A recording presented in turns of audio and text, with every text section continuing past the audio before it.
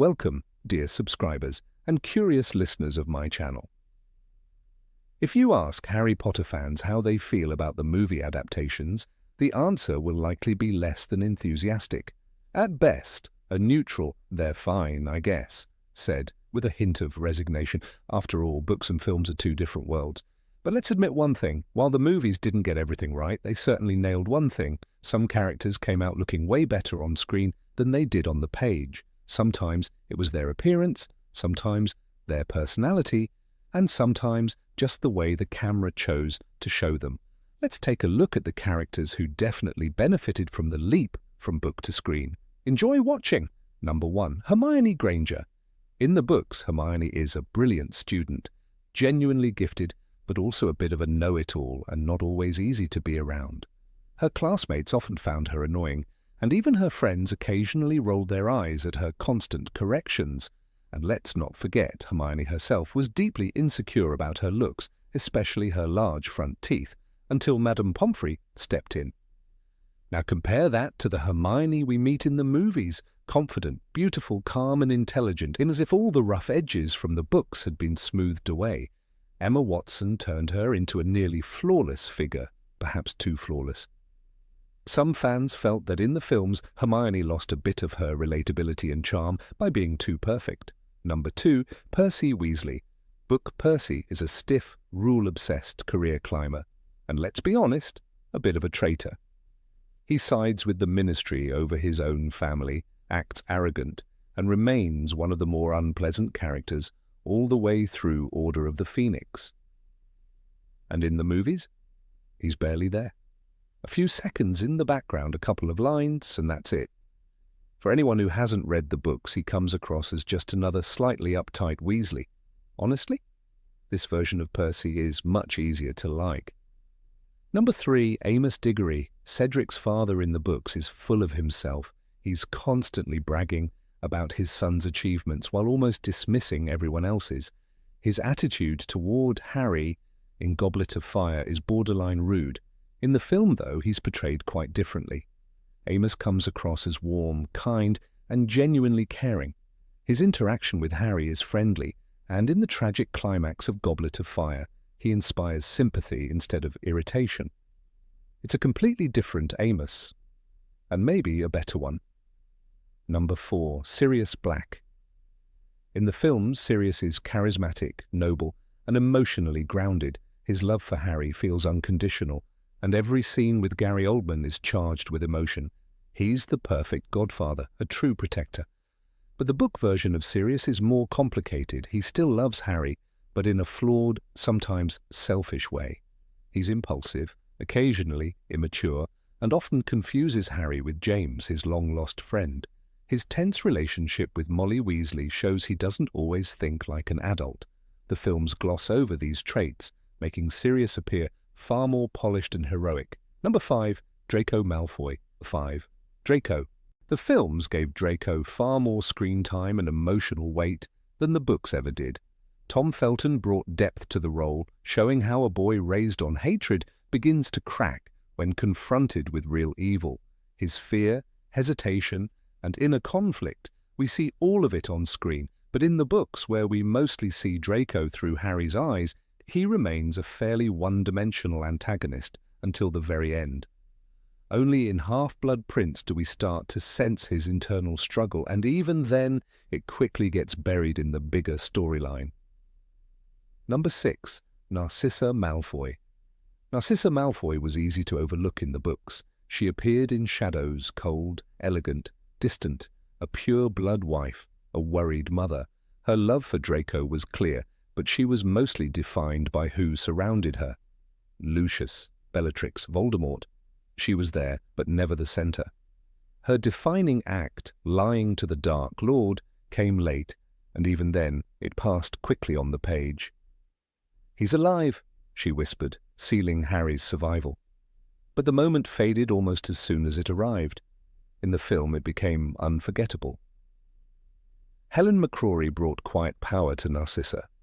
When she walks through the crowd of Death Eaters to check Harry's body, the silence is deafening. Her face is pale, her hands shake slightly, but her voice is steady. "Is Draco alive?" she asks Harry. The answer seals her decision. She stands, turns to Voldemort, and lies straight to his face. It's not bravery in the Gryffindor sense. It's something older, fiercer. A mother's loyalty overrules everything. Ideology, fear, even death. Number 7, Minerva McGonagall. Professor McGonagall always commanded respect.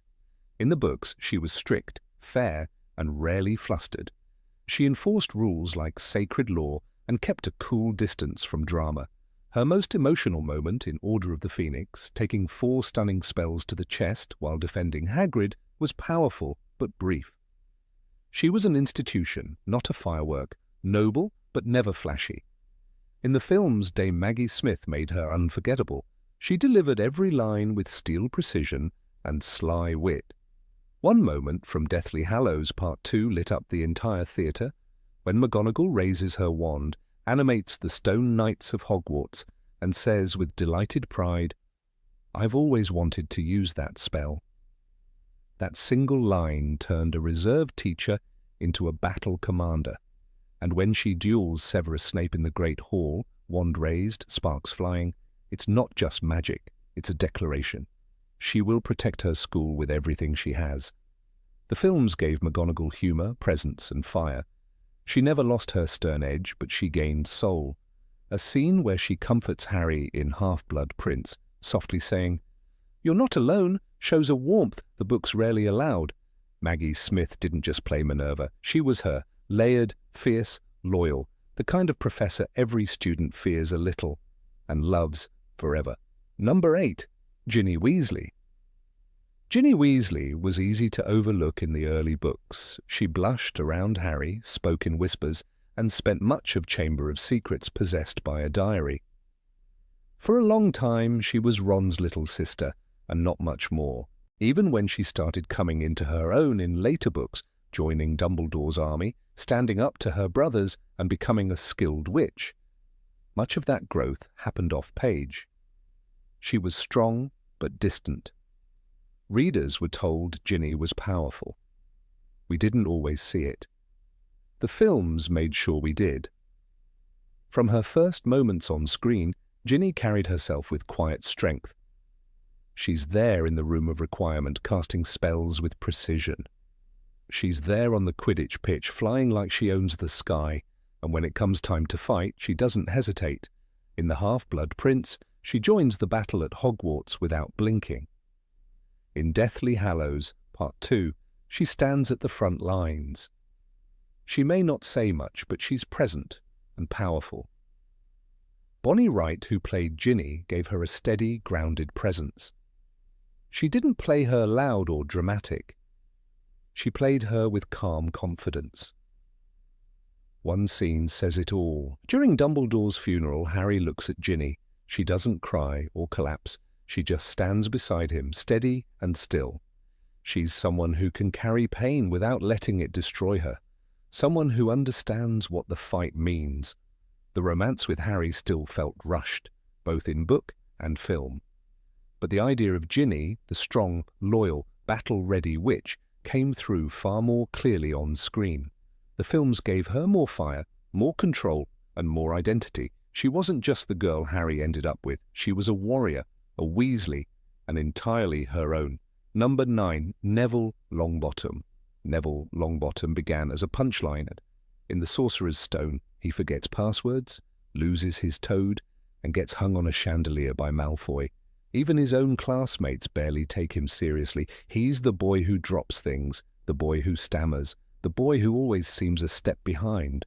"Why is it always me?" he mutters after another mishap, a line that defined him early on. But something shifts.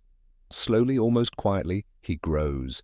In the books, it takes time. His courage flickers in moments, like when he stands up to Harry, Ron, and Hermione in the Sorcerer's Stone. Dumbledore praises him for it.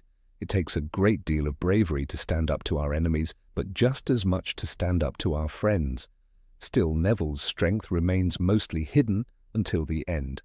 In the films, his journey is clearer. We watch him transform. Matthew Lewis starts off small and awkward, Neville to the bone.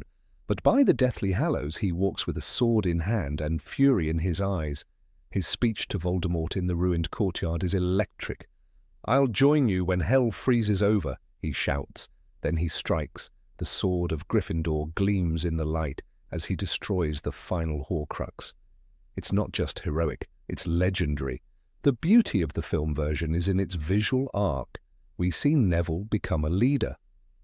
In the Deathly Hallows Part 1, while Harry's on the run, Neville holds Hogwarts together from the inside, bruised, bloodied, and defiant. He doesn't just survive, he fights. The films make that resistance real. You don't need a narrator to tell you Neville's brave. You feel it every time he steps forward when others fall back. Number 10. Lucius Malfoy.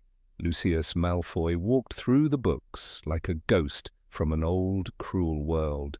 A pure-blood supremacist. A polished aristocrat. He sneered at Arthur Weasley, mocked Hermione's bloodline, and treated Dobby like furniture. His loyalty to Voldemort felt less like belief and more like strategy. Cold, distant, and hollow. He rarely changed, rarely doubted. He was a man of masks, but never emotion. In the films, those masks began to crack. Jason Isaacs didn't play Lucius as just another villain. He played a man who believed in his own superiority and then watched that belief rot from within. In the Chamber of Secrets, Lucius is confident, venomous, composed, but by the Half-Blood Prince his eyes are dimmer, his words are unsure. In the Deathly Hallows he barely speaks, his face does all the talking. Fear has swallowed him whole. One of the most powerful moments comes in Deathly Hallows Part 2, when Voldemort calls for Draco to join him. Lucius reaches out, desperate, broken, his voice trembles. "Draco, come." Gone is the arrogance, gone is the pride. What remains is a father willing to crawl through hell to bring his son home. It's a haunting moment because it's real. The fear in his eyes says more than 100 curses ever could. The books told us Lucius was afraid. The films showed it.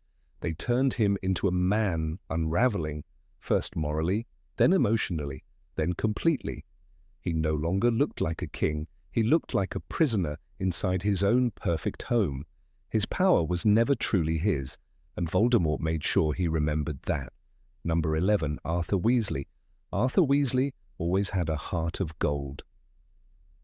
In the books, he's the head of the ever-growing Weasley clan, a man who greets you with a warm smile and a fascination for rubber ducks.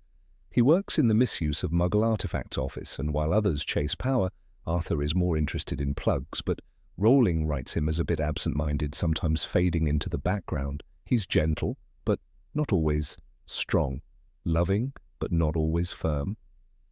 Even Molly seems to take the lead in their home. The films changed that. Mark Williams gave Arthur more gravity, still quirky, still obsessed with Muggles, but stronger, more present. In Order of the Phoenix, we don't just hear about Arthur's involvement with the Order, we see it. When he's attacked by Nagini in the Ministry of Magic, the tension is real.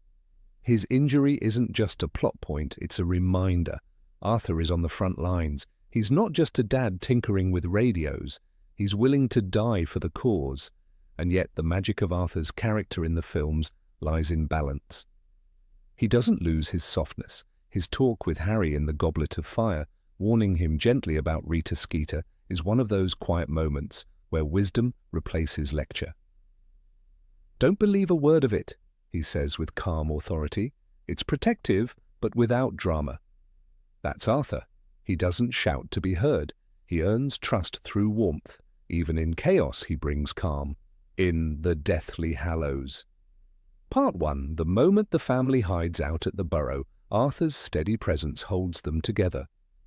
You can feel that he's the kind of father who fixes more than just enchanted cars. He repairs people. He listens. He holds the room. And though he never casts the biggest spell, he keeps everyone standing. Number 12. Sybil Trelawney. Professor Sybil Trelawney entered the story wrapped in shawls and mystery. In The Prisoner of Azkaban, she's first introduced as a dreamy, wide-eyed seer obsessed with gloom. Students mock her behind her back. Even McGonagall calls her predictions a load of crystal ball rubbish. In the books, she's more caricature than character. Rowling paints her as a comic side note, a woman who predicts death every other Tuesday and smells vaguely of sherry. But in the films, she became something more. Emma Thompson gave her life warmth and a strange sort of dignity. Yes, she was still eccentric, still draped in beads and muttering about the grim. Yet beneath the layers of scarves and foggy-eyed theatrics, Thompson's Trelawney felt real. When she twirled through the classroom or whispered about dark omens, there was a twinkle in her eye. A glint of someone who believed in what she said, even if the world didn't. The most powerful moment came in Order of the Phoenix. Dolores Umbridge, in all her pink cruelty, publicly dismisses Trelawney from Hogwarts. The scene is haunting. Trelawney stumbles across the courtyard, clutching her belongings like broken memories. Her voice trembles. "I have lived here for 16 years. Gone is the comic relief. What remains is a woman losing her home, and for the first time the audience doesn't laugh. They ache for her. That moment, brief as it is, gives her something the books rarely did: empathy. Emma Thompson turned a background figure into someone unforgettable. The film didn't just enhance Trelawney, it redeemed her. Number 13, Luna Lovegood. Luna Lovegood first enters the story not with a bang, but with a curious sort of silence. She doesn't demand attention like Harry, or cause laughter like Fred and George, or exude warmth like Hagrid. Instead, she simply is. Sitting alone in a Hogwarts Express compartment in Order of the Phoenix, reading The Quibbler upside down, and wearing a necklace of butterbeer corks, she seems to exist just slightly out of phase with the rest of the world. Loony Lovegood, they call her, and to many students and even readers, that's all she appears to be at first glance: an eccentric oddball, comic relief in an otherwise darkening tale. But to truly understand Luna is to look beyond what is seen, to see the world through her eyes, where magic isn't just spells and potions, but the unseen truths no one else dares to believe. There is a particular stillness about Luna that sets her apart. While her classmates fret about exams or whisper about the return of Voldemort, Luna moves through the halls of Hogwarts as if floating through a dream. She accepts cruelty with serene indifference, calmly retrieving her stolen shoes from where bullies have hidden them, pinned above her bed like trophies. Yet even in these moments, she does not harbour resentment. As she tells Harry later, people expect you to have cooler friends than us. There is no bitterness in her voice, only quiet understanding. That is Luna, not oblivious to the cruelty of others, but accepting of it, refusing to let it define her. Ivana Lynch, who brought Luna to life in the films, seemed to step straight out of the books. A devoted fan of the series before she was ever cast, Ivana didn't just play Luna, she became her. Her soft Irish lilt, ethereal presence, and dreamlike gaze captured the very essence of Luna's otherworldliness. Even J.K. Rowling herself remarked that Ivana was Luna. It's rare in cinema that an actor's performance elevates a character so completely that fans begin to merge book and film into a singular identity, but that's precisely what happened with Luna. After Order of the Phoenix hit theatres, Luna was no longer just the strange girl with radish earrings. She became a voice of calm in a world unravelling with fear. And it was in Harry Potter and the Half-Blood Prince where the films took liberties that paid emotional dividends. In the book, it's Tonks who finds Harry on the Hogwarts Express after he's been hexed by Draco. But in the film, it's Luna, gently pulling off his invisibility cloak and healing his broken nose with a simple episky. The scene is tender, quiet, intimate. Not romantic. Luna was never written to be a romantic interest, but filled with a kind of platonic affection that feels more profound. In that moment, Luna is not just a classmate. She is a guardian angel of sorts, a beacon of soft light in the surrounding dark. In Deathly Hallows, Luna's depth becomes undeniable. Kidnapped and held in the dungeons of Malfoy Manor, she remains composed, Even imprisoned, she is not broken. She comforts others, including Ollivander, with gentle reassurance. "You're not going mad," she says to him softly. "I can see them too. You're just as sane as I am." It's the same line she used with Harry in their first meeting, but here it carries a deeper meaning. Luna's strangeness is not madness, it is perception. She sees things others do not or refuse to see, and she offers that sight to those in need. J.K. Rowling crafted Luna with a particular kind of magic, one not found in textbooks or taught in classrooms. Luna's magic is internal. It is her boundless belief in the unseen, her unwavering loyalty, her ability to forgive. Take, for example, her support of Harry when nearly everyone else at Hogwarts doubted him. She never questioned his account of Voldemort's return. She simply believed. "I believe he who must not be named is back, and I believe you fought him and escaped from him." That kind of trust is rare, especially in a world riddled with fear and propaganda. Luna does not need proof to believe in someone's truth. Her relationship with her father, Xenophilius Lovegood, adds another layer to her story. He is the eccentric editor of The Quibbler, a magazine filled with bizarre creatures and conspiracy theories. But it is clear that he loves Luna deeply, and she, in turn, loves him, even when he betrays her trust by attempting to turn Harry, Ron, and Hermione over to the Death Eaters. That betrayal, while devastating, is met with Luna's understanding. She never condemns him. She understands desperation, and she understands love. "He was trying to save me," she later explains.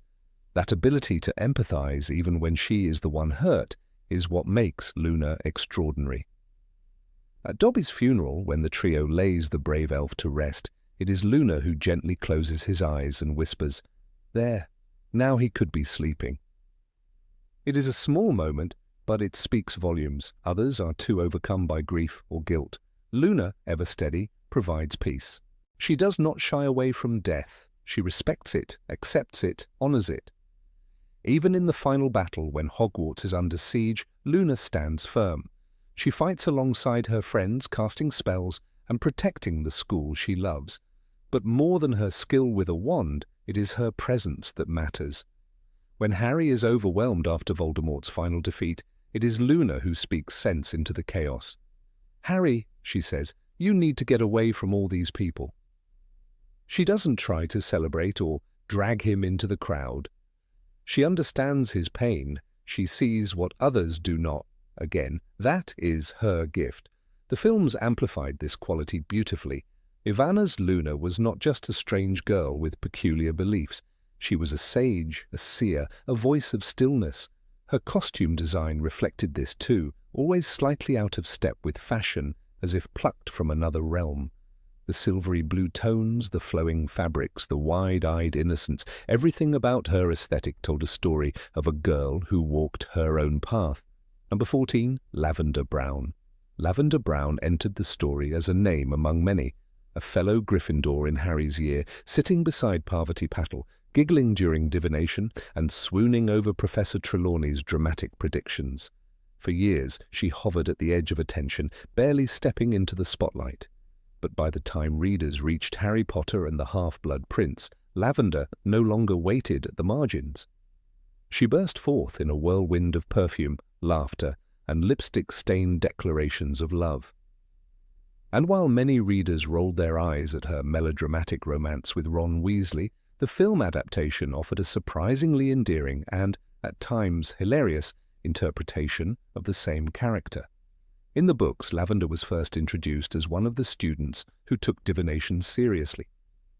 She gasped when Professor Trelawney predicted the death of a student and shrieked dramatically when Trelawney whispered, "My dear, you have the Grim." Lavender clung to every prophecy with theatrical devotion, much to Hermione's disdain. Rowling painted her as a character with a flair for drama, always seeking meaning in every flicker of emotion and twist of fate. She was not meant to be a character of depth or subtlety, but rather a personification of teenage exaggeration and emotional impulsiveness. Her biggest moment came in Half-Blood Prince, when her infatuation with Ron blossomed into a full-blown obsession. Rowling's description was sharp and deliberate. Lavender Brown seemed to regard the fact that Ron had accidentally drunk poison as a romantic gesture. She waited by his hospital bed, clutching his hand, whispering sweet nothings, and referring to him with the unbearable nickname, One. It was this sugary, sweet clinginess that made readers wince, and even Hermione, cool, brilliant Hermione, was visibly disgusted. Lavender's behavior became a source of comic frustration, driving a wedge between Ron and Hermione that the audience felt deeply. Yet, despite the humor, Lavender's portrayal in the books walked a tightrope. She was meant to be over the top, but never quite malicious. Rowling crafted her as someone who simply felt too much and too loudly. Her affections were genuine, albeit suffocating. She genuinely cared for Ron, even if she never truly saw him as a person beyond the idealized boyfriend in her romantic fantasy. When Ron failed to return her passion with the same depth, her world wobbled and eventually collapsed. She ended up heartbroken and humiliated, a casualty of young love. But it was in the film adaptation, particularly Harry Potter and the Half-Blood Prince, 2009, that Lavender Brown truly transformed. Jessie Cave, the actress who played her, brought a vivid, unrelenting energy to the role. With wide eyes, a bright smile, and an almost manic dedication to her fictional romance with Ron, Cave turned Lavender into a walking storm of comedic brilliance. Her obsessive gazes, her scribbled hearts around R+L on the fogged-up window, her breathy sighs of 1. These weren't just annoying, they were hilarious. The over-the-top portrayal felt intentional, even self-aware, turning Lavender into a kind of satirical love letter to teenage crushes. In one particularly memorable scene, Lavender waits outside the hospital wing, peeking through the glass as Hermione sits beside Ron's bed. The tension is palpable. When Ron murmurs Hermione's name in his sleep, Lavender bursts into tears and storms off, devastated. In the book, this moment is brief and painful, but in the film it's presented with just enough exaggeration to be both heartbreaking and ridiculous. Lavender is no longer just a background character, she's a full-blown personality, bursting with colour in a school cloaked in war and worry. What makes the film version so striking is how clearly it understands Lavender's role. Director David Yates allows her scenes to breathe with awkward silences, exaggerated expressions, and brilliant physical comedy. Lavender clings to Ron's arm with the desperation of someone clinging to a sinking raft, and Ron, played by Rupert Grint, gives perfectly timed reactions of horror, confusion, and reluctant surrender. Their chemistry is not romantic in the traditional sense, it's performative, chaotic, and painfully adolescent. This shift in tone doesn't just make Lavender more enjoyable, it gives her purpose. Rather than simply being the girl who got in the way of Ron and Hermione, she becomes a symbol of teenage love in all its messy, cringeworthy glory. Viewers laugh not because they despise her, but because they recognize her. We've all known a Lavender. Some of us were Lavenders, infatuated, idealistic, and completely unaware of how we were being perceived. And yet there's a quiet tragedy under the surface of her story. Lavender never meant harm. She didn't manipulate Ron. She didn't plot against Hermione. She simply fell hard and fast and loved with everything she had. Too much, perhaps, but sincerely. When Ron pulled away, she couldn't understand why. "You said you loved me," she exclaimed in one of their later confrontations, hurt etched into her face. That line, simple as it was, held the weight of her whole character arc. For Lavender, love was supposed to be perfect. When it wasn't, her heart shattered. Her eventual disappearance from the foreground of the story was almost too quiet. In the books, she fades after the breakup. In the films, we catch a final glimpse of her during the Battle of Hogwarts. There she suffers a brutal fate. She is attacked by Fenrir Greyback, left bloodied and unmoving. It's never fully confirmed if she dies, though the implications are grim. In that moment, the comic character who once doodled hearts and squealed 1 is transformed again into a victim of war like so many others. This tonal shift is jarring, and perhaps that's the point. Lavender's story begins in frivolous romance and ends in violence. Her arc reflects the series itself, which shifts from innocent schoolroom drama to brutal wartime tragedy. She becomes a mirror for that transition, showing how even the seemingly ridiculous characters are not immune to pain, loss, and death. It's also important to note the controversy that emerged around Lavender's portrayal. In the first few films, Lavender was played by black actresses Kathleen Corley and Jennifer Smith, when she had only minor appearances. But when her role expanded in Half-Blood Prince, she was recast as white. Many fans criticized this decision, pointing out the racial implications of erasing a character of color just when she gained a speaking role. It was a moment that exposed the industry's troubling tendencies and left a stain on what was otherwise a joyful performance by Jessie Cave. Number 15. Argus Filch. The halls of Hogwarts are filled with whispers, secrets, and shadows, but none inspire the same particular dread as the slow, shuffling steps of Argus Filch. His presence clung to the stone walls like mildew, musty and unsettling. Students didn't just avoid him, they braced for him. His scowling face, his wheezy breath, and his ever-present cat, Mrs. Norris, were more than a warning. They were a threat. But who was this man, really? A caricature of petty tyranny, or something sadder, lonelier, and more complex?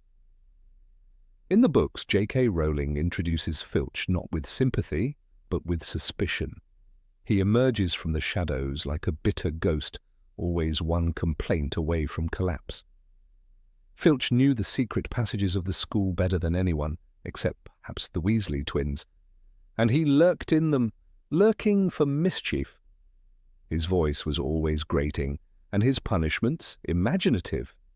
He longed for the days of the old punishments, as he told Harry, in the Sorcerer's Stone, with a gleam of sadistic nostalgia. Back in my day, we used to hang them by their thumbs in the dungeons. Yes. Students viewed him not just as a nuisance, but a villain. He didn't merely dislike children, he seemed to despise them, and they returned the sentiment tenfold. But why this hatred? What fueled Filch's thirst for discipline, his obsession with order? The answer, like many truths at Hogwarts, lay beneath the surface. It was in the Chamber of Secrets that we got our first glimpse behind the curtain. In a scene often overlooked, Harry stumbles upon Filch's deepest shame. A letter from Quickspill, a correspondence course for squibs, non-magical individuals born to magical parents.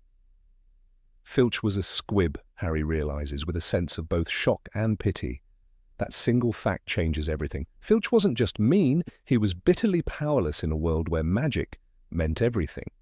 Imagine being surrounded by flying books, vanishing stairs and levitating candles, knowing you could never touch that world.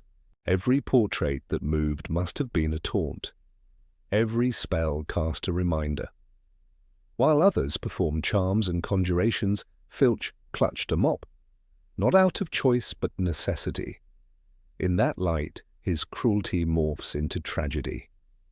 He was the caretaker of a world that had never accepted him. Yet even pity has its limits when faced with his temper. Filch's rage was infamous. He held grudges like trophies. Peeves the poltergeist, the eternal tormentor of authority, saved his worst for Filch. Their rivalry was legendary. "I'll get you this time, Peeves," he would shout, red-faced and furious, while the poltergeist swooped out of reach, mocking, "Oh, it's the squib again! Run! Run!" It was humiliation he endured daily. Then there was Mrs. Norris, his only companion. Mrs. Norris was a scrawny, dust-coloured creature with bulging, lamp-like eyes, Rowling wrote. But to Filch, she was everything. "My sweet, my precious," he cooed, stroking her mangy fur. She was his eyes, his ears, and quite possibly the only living being who didn't mock him. When the basilisk petrified her in Chamber of Secrets, Filch's heartbreak was real, raw. "You've killed her. I'll have you expelled. Murderers!" he screamed, shaking with rage and fear. It was the only time we saw Filch completely unguarded. Still, the books never fully rehabilitate him. Even with this revelation, he remains a figure of mockery. The students laugh behind his back, Dumbledore barely tolerates him, and even other staff members treat him as a necessary evil. Snape at least shows him a modicum of respect, perhaps out of shared bitterness. But for the most part, Filch remains trapped in his own resentment. It was the films, however, that added colour to his grayscale existence. David Bradley's portrayal brought unexpected layers to the character. His Filch was a man trapped in his own skin, yes, but also one who clung to rules as if they were lifeboats. There was something deliciously grotesque about the way Bradley moved, slouched, twitchy, with wild hair, and a voice that dripped with sarcasm. He became less of a villain and more of an oddity, a tragicomic relic in a world that had passed him by. In Harry Potter and the Philosopher's Stone, his first appearance is chilling and almost skeletal. He emerges from a dark corridor with Mrs. Norris curled around his ankles, murmuring threats about chains and torture devices. But as the series continues, Bradley's Filch becomes strangely endearing. We laugh at his obsession with keeping the corridors clean, at his confusion during the Yule Ball, and especially during that scene in Deathly Hallows Part 2, when he's seen dragging a cannon across the floor of Hogwarts. That moment, half absurd, half heroic, captured something new. Here was a man who had no magic, no wand, and no hope of survival. Yet he chose to fight. As the sky burned red and giants shattered towers, Filch pulled a cannon by himself, determined to help defend the only place that had ever given him purpose. It was brave, it was ridiculous, it was beautiful. In that scene, Bradley gave us a look that the books never did, the eyes of a man who had nothing to lose and yet refused to leave. He wasn't a coward, he wasn't a tyrant, he was a forgotten man who chose to stand. And yet comedy still followed him. His timing, his muttering, his wild-eyed horror at exploding staircases, it was gold. Bradley's Filch became a kind of moral mascot for Hogwarts, not in virtue, but in constancy. He never wavered. While students fell in love, learned charms, and plotted revenge, Filch mopped the floors, grumbling, loyal to his duty, even as magic mocked him at every step. He also represented a question Rowling never fully answered. What do you do with those who are born into magic, but have none of it? Squibs were rare, yes, but their presence begged uncomfortable truths. Hogwarts educated witches and wizards. The ministry regulated magic. But what did it do for the squibs, for the ones like Filch, who were born to this world and rejected by it? They were the invisible citizens of the wizarding world, and Filch's bitterness became their voice. Number 16. Fleur delacour. Fleur delacour was first introduced in Harry Potter and the Goblet of Fire as the beautiful, silver-haired champion of Beauxbaton Academy of Magic. From the moment she stepped into the Great Hall of Hogwarts, surrounded by swirling blue silk and an aura of Velar charm, she became a figure who dazzled but also seemed distant, even irritating to some. She glided past, looking at nobody, J.K. Rowling wrote, immediately establishing Fleur as elegant but aloof. Her character, at least in the eyes of the Hogwarts students, was wrapped more in vanity and enchantment than substance. Ron Weasley, famously smitten, could barely speak around her. Hermione was clearly unimpressed. Fleur's interactions with the Hogwarts crowd remained strained for most of her time there. Her accent was mocked. Her pride and self-confidence, misread by others as arrogance, distanced her. She spoke her mind, often without cushioning her words, which clashed especially with Molly Weasley's warm, homey pragmatism. "She's not good enough for my Bill," Molly once whispered fiercely, showing her skepticism of Fleur's intentions. And the readers, at least many of them, shared that suspicion. Was Fleur truly in love with Bill Weasley, the rugged, dragon-taming eldest son of the Weasley clan? Or did she see him as a means to elevate her own position, to be seen as the wife of a war hero? It didn't help that Fleur often appeared more concerned with appearances than relationships. Her complaints during her time at the Burrow about the food, the atmosphere, the lack of elegance, only added fuel to the perception that she was a shallow beauty queen, annoyed by anything outside her comfort zone. Ginny Weasley mockingly nicknamed her Phlegm, and the nickname stuck among the younger Weasleys. Even Harry, though never directly antagonistic toward Fleur, kept his distance. She remained an outsider, more an ornament than an ally. But then came a moment, a quiet, emotionally charged scene that changed everything. During the chaos of Harry Potter and the Half-Blood Prince, after Bill Weasley is attacked by Fenrir Greyback, his face brutally slashed, his future left uncertain, the Weasleys gather around his hospital bed in horror. Molly, ever the mother bear, voices her doubts aloud. "Bill was going to be married," she exclaims, implying that Fleur surely would reconsider marrying him now.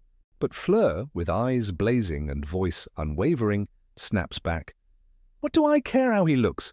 I'm good-looking enough for both of us, I think." That single line cut through all the previous assumptions. That moment peeled away every superficial layer readers had pasted onto Fleur's image. She was not just beautiful, she was fiercely loyal. She was not simply romantic, she was brave. And in that one line, spoken with both tenderness and fire, Fleur Delacour finally stepped into her true character. A woman who loved deeply and without conditions. It wasn't about Bill's looks or reputation. It was about Bill, the man she had chosen. This scene also served as a point of redemption, not only for Fleur, but for Molly Weasley. The matriarch, who had been openly hostile toward Fleur, looked at her with new eyes. There was no grand apology, no drawn-out reconciliation, but there didn't need to be. Molly offered her Aunt Muriel's goblin-made tiara, a clear symbol of acceptance, and Fleur, far from scoffing, accepted it with grace. "Thank you," she said simply, and in that moment she became part of the family. What the books did here was powerful, but fleeting. Fleur's arc, while meaningful, felt rushed. Her transformation from vain diva to loving fiancé happened in just a few lines, with little internal reflection or follow-through. She appeared again during the wedding at the Burrow and later during the Battle of Hogwarts, fighting bravely, but the books did not linger on her courage. Her strength was acknowledged but never explored. The films, however, took a slightly different path. While Fleur's screen time was limited, the choices made by the filmmakers elevated her character in subtle but significant ways. The screen version of Fleur was less imperious, less haughty. She remained graceful and mysterious, yes, but she wasn't made the butt of jokes. Her love for Bill wasn't portrayed as shallow or performative. It was genuine. And when the scene came, Bill disfigured, Molly despairing, the camera lingered just long enough on Fleur's face, her trembling hand reaching for her fiancé's. "I don't care," she said, in a soft, determined tone. "He is still Bill." In that moment, the films managed what the books only hinted at.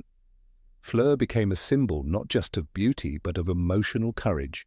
She stood by her partner when others faltered, and in doing so she defied every stereotype that had been thrust upon her since her first entrance. It is worth remembering that Fleur was not just a pretty face, even in her earliest appearances. During the Triwizard Tournament, she faced the same deadly tasks as Harry, Cedric, and Crumb. Her dragon was a Welsh green, and though she didn't perform as spectacularly as Harry, she showed considerable skill. In the lake task, when her sister Gabrielle was placed as her hostage, Fleur's panic and desperation revealed her deep, familial love. She didn't make it to Gabrielle in time, but when she saw her safely returned, her tearful embrace was real. "You saved her," she said to Harry, hugging Gabrielle tightly, "even though she was not your hostage." That vulnerability often went unnoticed by readers fixated on her arrogance. Her actions in the final books further proved her mettle. Fleur opened Shell Cottage, the home she shared with Bill, as a sanctuary for those fleeing the terror of Voldemort's rise. She helped care for the tortured Griphook, tended to the wounded Ollivander, and hosted the trio after their harrowing escape from Malfoy Manor. In these scenes, she is not glamorized. She is practical, generous, and fiercely protective. She embodies what the Order of the Phoenix stood for, resistance through unity and kindness. Yet Fleur's character still doesn't get the praise she deserves in the fandom. Perhaps it's because her beauty made her an easy target. In the wizarding world, Velar ancestry, Fleur's grandmother was one, is portrayed as both alluring and dangerous. Her Velar charm, which causes men to fumble and swoon, isn't her fault. It's part of who she is, yet it's used against her, both by characters in the story and by readers. There's a quiet sexism in how quickly everyone assumes Fleur's appearance defines her entire identity. This is especially striking when you contrast her with other women in the series. Hermione, for example, is celebrated for her intelligence. Ginny is admired for her fire and independence. Molly is beloved for her maternal strength. But Fleur is often reduced to the pretty one. It's a narrow lens through which to view a character who has risked her life, stood up for her loved ones, and defied expectations at every turn. Bill Weasley himself is often overlooked in this dynamic. As a curse-breaker for Gringotts and a member of the Order, he is no stranger to danger, but his choice to love and marry Fleur, even when others doubted her, shows his own ability to see beyond the surface. Their relationship, once the subject of gossip and raised eyebrows, became one of the most stable and loving unions in the series. In a world torn apart by fear and betrayal, that mattered. There is poetry in Fleur's journey. She begins as an outsider, foreign, admired, misunderstood. She faces judgment not for her flaws, but for the assumptions others make about her. And yet, she never stoops to prove herself. Her actions speak louder than any defense. She saves no world single-handedly, performs no headline-grabbing miracles, but she stays, she supports, she fights, she loves, and she never asks for recognition. This quiet strength makes her one of the more realistic heroes in the series. Not every hero charges into battle with a wand raised high. Some hold the fort, some make tea for the wounded, some open their doors to the hunted. Fleur does all this and more, and she does it without asking anyone to stop calling her Phlegm. One can only wonder how Fleur's story would have evolved had she been given a full chapter to herself. Her thoughts, her memories, her fears. What did she feel, leaving her homeland to fight a war that wasn't hers? How did she cope with the constant suspicion, the snide remarks, the weight of being always seen, but never truly known? Rowling gave us glimpses, but the full portrait remains unfinished. Yet, maybe that's fitting. Fleur Delacour is a mirror. What we see in her often says more about us than about her. Do we dismiss her because she is beautiful? Do we overlook her because she is foreign? Do we doubt her because she doesn't fit the mold we expect from a strong female character? The moment we stop asking those questions, we miss what makes her remarkable. The Harry Potter universe is filled with bold personalities and dramatic turns. But Fleur's arc, when viewed closely, is one of quiet rebellion. She refuses to be boxed in by others' expectations. She loves fiercely, she stands firm, and she reminds us that true strength is not always loud. It's often soft, graceful, and wrapped in silk. Number 17, Peter Pettigrew. Of all the traitors that walk the halls of Hogwarts, few inspire such visceral reactions as Peter Pettigrew. The man known as Wormtail, the one who betrayed James and Lily Potter to Voldemort, exists in the Harry Potter universe as a bundle of contradictions. He is small and cowardly, yet he alters the course of the entire wizarding world. He is pathetic, yet deadly. And perhaps most disturbingly, he is real, not in the magical sense, but in the human sense. Peter Pettigrew is not some dark lord or brilliant villain. He is not even an ambitious opportunist like Barty Crouch Jr. or Bellatrix Lestrange. He is the man who looks away when evil rises, then helps it when he thinks it will save his skin. When readers first meet Pettigrew in the third book, The Prisoner of Azkaban, he is disguised as a rat, Scabbers, Ron Weasley's pet. For 12 years, this traitor lived in the pockets and beds of the people whose friend he helped murder. Rowling does not simply reveal this with dry exposition. She lets the revelation explode. When Sirius Black, once thought to be the betrayer, confronts Peter in the shrieking shack, the truth unravels. "Then you should have died!" Sirius roars at Pettigrew. "Died rather than betray your friends as we would have done for you." And in that moment, Pettigrew's character is sealed. He is the friend who folded, the man who lived, but at a terrible price. But even before we see him in the flesh, his legacy is stained. In the earlier books, he is rarely mentioned except in the context of tragedy. He is the reason Harry grew up in a cupboard, the reason Sirius spent 12 years in Azkaban for a crime he didn't commit, the reason Remus Lupin lost all his friends. Pettigrew didn't just betray James and Lily. He destroyed a circle of love and loyalty that had been forged in the fire of war. He was a marauder, after all. Moony, Wormtail, Padfoot, and Prongs, friends so close they invented a magical map together, yet one of them chose fear over fidelity. And that fear, that desperation, is what defines him. When cornered, Pettigrew doesn't fight. He grovels, cries, pleads. He kisses the hem of Voldemort's robes in Goblet of Fire, and Voldemort mocks him for it.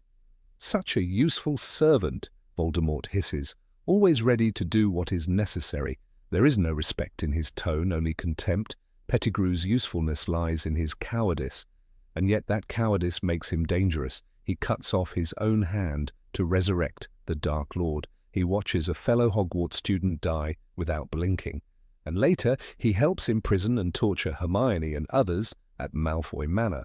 Cowards, Rowling seems to tell us, are not harmless. They are the ones who look away, the ones who whisper secrets in the dark. The brilliance of Timothy Spall's performance in the films is that he leans into this cowardice with grotesque realism.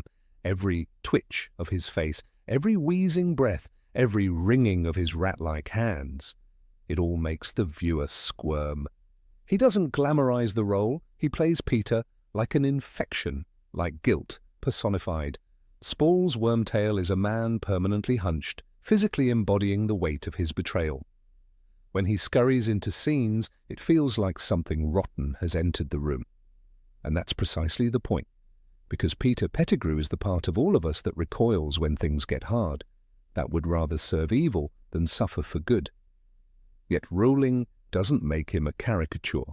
She allows glimmers of humanity to peek through, and that's what makes him so disturbing. In Deathly Hallows, when Harry reminds Pettigrew that he once spared his life, there's a flicker of hesitation. A pause. For a moment, the rat remembers he was once a boy named Peter, who laughed with James and Sirius, who became an animagus just to help a werewolf friend. That moment costs him his life. The silver hand Voldemort gave him, infused with magic and obedience, turns against him when he shows weakness. It strangles him. His death is quiet, pathetic, and alone, fitting. Still, it forces us to ask, why did he do it? Why did he turn? He wasn't ambitious like Tom Riddle. He wasn't hateful like Bellatrix. He was just afraid. That may be the most chilling part, because it's easy to condemn evil when it's flamboyant, when it's dressed in dark robes and laughs maniacally. But what about when evil is a man who just wants to be on the winning side? What about when it's someone who feels small, overlooked, who joins the darkness because he's afraid of being forgotten? Peter Pettigrew didn't betray his friends out of ideology. He did it because he was weak. And in that weakness we find a mirror. In Order of the Phoenix, Dumbledore says something that echoes with subtle meaning. We are only as strong as we are united, as weak as we are divided. Pettigrew is the embodiment of division. He divides the marauders. He divides the resistance. He shows how easy it is to undo years of loyalty with a single decision. And still, Rowling never lets us forget that he was once part of something pure, that he made the map, that he knew the secret paths of Hogwarts, that he was once trusted, that betrayal doesn't come from enemies, it comes from friends. The Marauders were a tragedy. James, the golden boy, murdered. Sirius, the rebel, imprisoned. Remus, the scholar, left alone. And Peter, the tagalong, became the nail in their coffin. Some readers believe Peter's inclusion in the group never made sense, that it strains belief that 3 charismatic boys would keep someone so weak around. But that's the point. Friendship isn't always logical, and sometimes those we pity the most are the ones who hurt us the deepest. James and Sirius underestimated Peter. They didn't see the rot, and it cost them everything. What's haunting is that Peter didn't have to turn. He had other paths. He was trusted enough to become the Potter's secret keeper. They could have chosen Sirius. They should have. But Sirius, trying to be clever, suggested Peter instead. "He's not the obvious choice," Sirius said. "He'll be safer." That decision sealed their fate. It's the perfect example of trust misused, of cleverness backfiring. Peter was underestimated by both sides, and that made him the perfect weapon. Even Snape, the other infamous turncoat of the series, had motives steeped in love and guilt. Peter had only fear. He didn't act out of principle. He didn't wrestle with his conscience. He simply caved. And when he didn't just sell out his friends, he set fire to everything they stood for. And yet, Rowling doesn't make him a monster. He isn't powerful. He isn't cunning. He is the man who waits at the edge of the crowd, deciding which side to join after the battle starts. He is terrifying because he is plausible. Children reading Harry Potter may not grasp all of this, but adults see it. They know people like Peter, people who shift with the wind, who change loyalties when power does, who apologize only when they're caught. That's what makes Pettigrew's scenes so uncomfortable. Not the magic, but the truth. The reality that some people don't need to believe in evil to serve it. Even his animagus form, a rat, is symbolic. Rats survive. They slip through cracks, they hide, they feed on crumbs left by others. When Scabbers is revealed as Pettigrew, it's not just a twist, it's a metaphor. Ron trusted him, the Weasleys fed him, and all the while he was a spy in their home. It's betrayal of the deepest kind, and it shakes the foundation of what we consider safety. The shrieking shack scene is one of the most explosive in the series. It crackles with pain and betrayal. When Remus sees Peter again, the man who once sat beside him during detentions, he doesn't scream or attack. He simply says, "You should have died, Peter." That sentence is heavier than a curse. It's filled with disappointment, heartbreak, and finality. Remus, who always believed in second chances, can't find forgiveness for this one. But perhaps the most poetic moment comes at the very end. When Peter is killed by the hand Voldemort gave him, it's the ultimate irony. The very magic he relied on, the strength he gained by abandoning his morals, turns on him when he hesitates. Evil, Rowling tells us, devours its own. There is no loyalty among the cowardly, and no honor in survival if it means destroying others. Peter Pettigrew will never be a fan favorite. He was never meant to be. But his story matters, because for all the dragons and duels and dark wizards, the true enemy is often weakness, and the true test of character isn't what we do when we're strong, but what we do when we're afraid. Pettigrew failed that test, and in doing so he reminds us that the fight between good and evil isn't always loud. Sometimes it's a whisper, a secret kept, a name betrayed, a choice made in fear. He was never the hero. He wasn't even a villain in the traditional sense. He was something far worse. He was real. Number 18, Kingsley Shacklebolt. Kingsley Shacklebolt never needed to raise his voice. The mere gravity of his presence in any room, whether it was a secret order meeting or the rubble-strewn battlefield of Hogwarts, demanded attention. In the books, his name first emerged with the quiet efficiency of someone used to working behind the veil, a master of shadows. Kingsley was a senior Auror at the Ministry of Magic, tasked with hunting down Sirius Black, yet secretly aiding the very man he was supposed to capture. It was this duality that made him fascinating, a man of unwavering principles navigating a web of lies for the greater good. When we meet him in Order of the Phoenix, he's already embedded in the Order of the Phoenix, trusted by Dumbledore himself. During the rescue operation to extract Harry from Number 4, Privet Drive, Kingsley is part of the advance team. He doesn't draw attention to himself, doesn't demand the spotlight. He's calm and deliberate, his voice a low rumble. "Dumbledore's got style," he says after the headmaster vanishes from the ministry with an effortless swish of his cloak, a line that, though brief, tells us volumes about Kingsley. He respects power, but only when it's wielded with wisdom.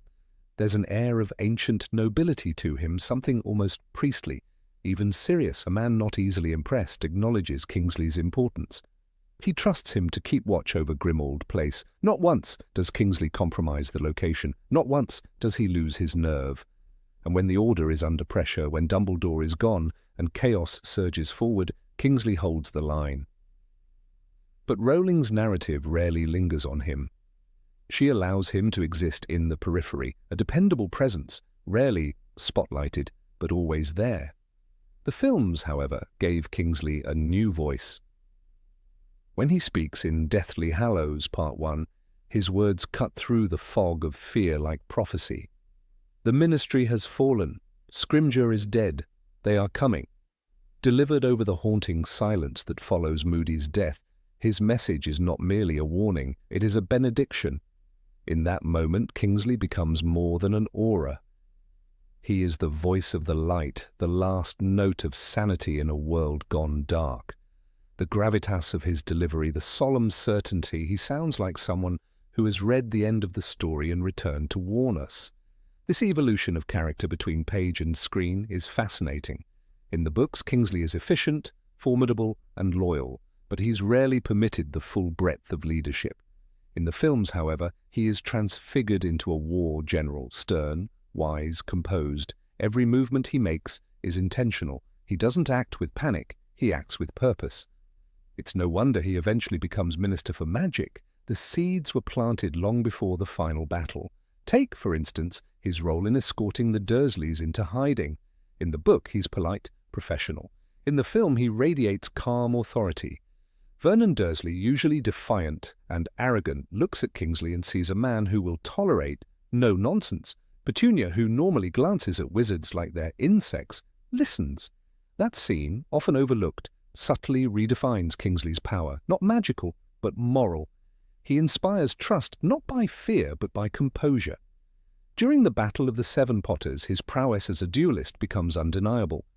Paired with Hermione Granger, Kingsley faces the onslaught of Death Eaters in the skies. He shields, counters, and flies with unmatched skill. Even when chaos erupts around him, he remains a constant. There's no panic in Kingsley's movements, no reckless flailing. He was born for war, but trained to keep the peace.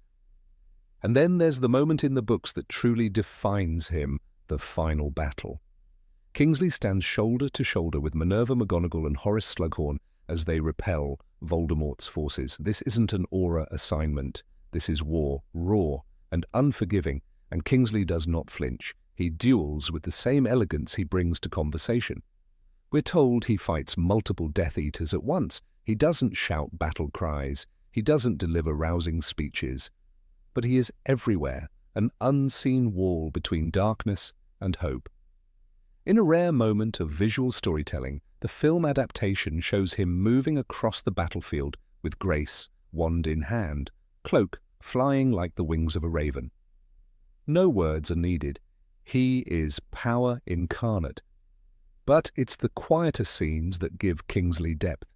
In the aftermath of battle, when bodies are counted and futures reshaped, it is Kingsley who brings stability.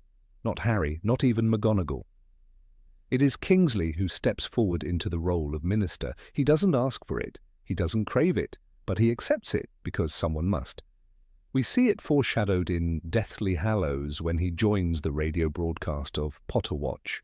He goes by the alias Royal, a name both clever and accurate. His messages are clear, direct. He reminds listeners that kindness matters, that resistance is not futile. Be strong, stand together, and do not give up hope. In a time of despair, Kingsley doesn't rally people with promises of victory. He reminds them that dignity is a choice, that unity is the spell that repels tyranny. And therein lies the genius of his character arc. Kingsley begins as a shadow, effective, trusted, but peripheral. By the end, he is the torchbearer. Rowling doesn't need to describe his rise in detail because we feel it. We see the respect others give him. When McGonagall consults him during the siege of Hogwarts, it's as a peer. Not as a subordinate, she who brooks no foolishness sees in Kingsley an equal. Even Harry recognizes Kingsley's integrity. He never questions the man's decisions, never doubts his loyalty. This, in a world where betrayal is as common as butterbeer, is remarkable. Kingsley is that rare character who never falters, never betrays, never breaks.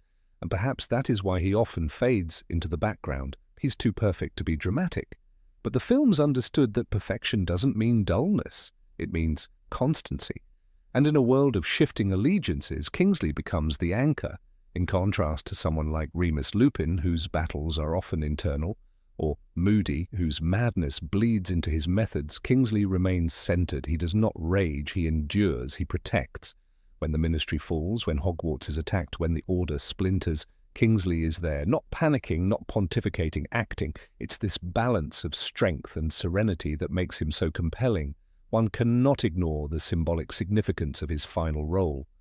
The wizarding world, in ruins, chooses him as minister. Not Harry, the boy who lived, not Hermione, the brightest witch of her age, but Kingsley, silent, strong, wise. The man who said little but did much.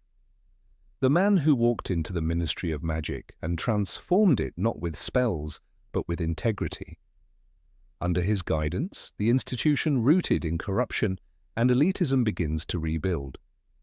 It is also worth noting the unspoken dignity he carries as one of the few prominent black characters in the series. His representation is never tokenistic. His race is not his identity, his actions are. Yet his very presence breaks stereotypes. He is powerful, wise, and uncorrupted. He is not comic relief. He is not tragic. He is simply excellent. And in a series where many heroes are deeply flawed, Kingsley stands out not because he's perfect, but because he's whole. The quote that perhaps captures him best comes during the final battle, when Kingsley says, "The last words Albus Dumbledore said to the pair of us," and then repeats, "Harry is the best hope we have. Trust him." The message is simple, but the subtext is deep. Kingsley, a man of logic and training, doesn't argue. He trusts. Not blindly, but fully. Because he knows when the moment calls for faith rather than strategy. That is Kingsley's legacy. Not as a fighter, though he was one. Not as a minister, though he became one. But as a man who understood that light isn't loud, it's steady. And when the fires of war burn high, it is not always the loudest voice that leads. Sometimes it is the quiet force in the corner, the one who waits, the one who watches, the one who, when the moment comes, steps forward and speaks not with fear, but with truth. Number 19, Lily Potter. Of all the shadows cast upon the story of Harry Potter, few are as quietly luminous as that of Lily Evans Potter. Her name is spoken with reverence, whispered with grief, and remembered as the spark that ignited the only known force strong enough to stop Lord Voldemort, love. Yet, despite her central role in the saga, Lily remains elusive, more an echo than a presence, more myth than woman. We rarely see her. She exists in fragments, in fleeting memories, and in the reverent words of those who knew her, or thought they did. In the books, Lily is painted largely through the recollections of others. We see her first as a girl with dark red hair and green eyes like her son's, always mentioned in tandem with James Potter or through Snape's tortured lens.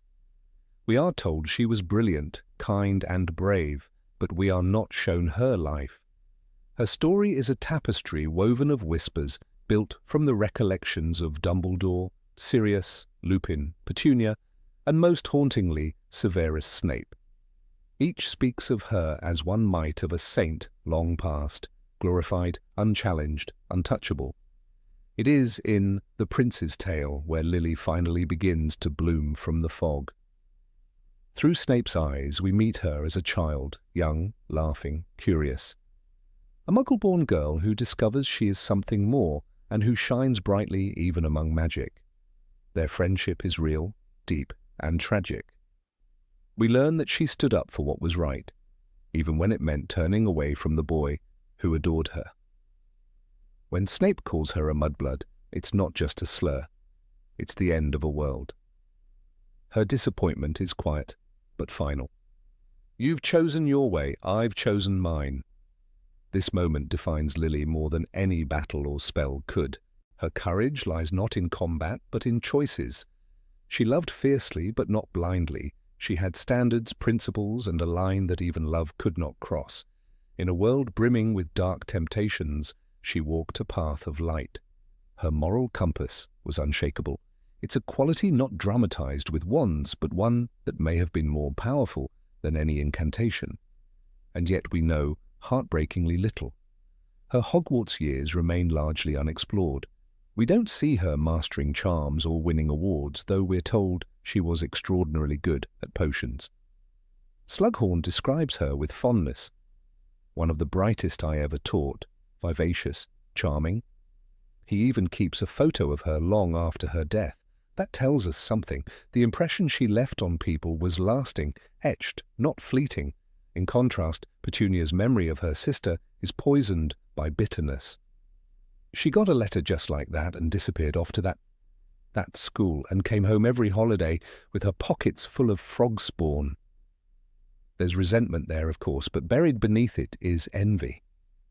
Petunia saw something radiant in Lily and felt the sting of not being chosen. Even in rejection, Lily cast a light too bright to ignore. The films, though far more constrained in time, do something remarkable with Lily. Geraldine Somerville appears briefly, almost fleetingly, and yet her presence is monumental. It's not in her lines, but in her eyes, her expression, her warmth. In the first film, Harry Potter and the Philosopher's Stone, when Harry finds the Mirror of Erest, we see her standing beside James, not speaking, but smiling. That smile holds galaxies. It tells us what we need to know. She loved her son, and she gave everything for him. But it's in the final film, Harry Potter and the Deathly Hallows Part 2, where Lily is most deeply felt.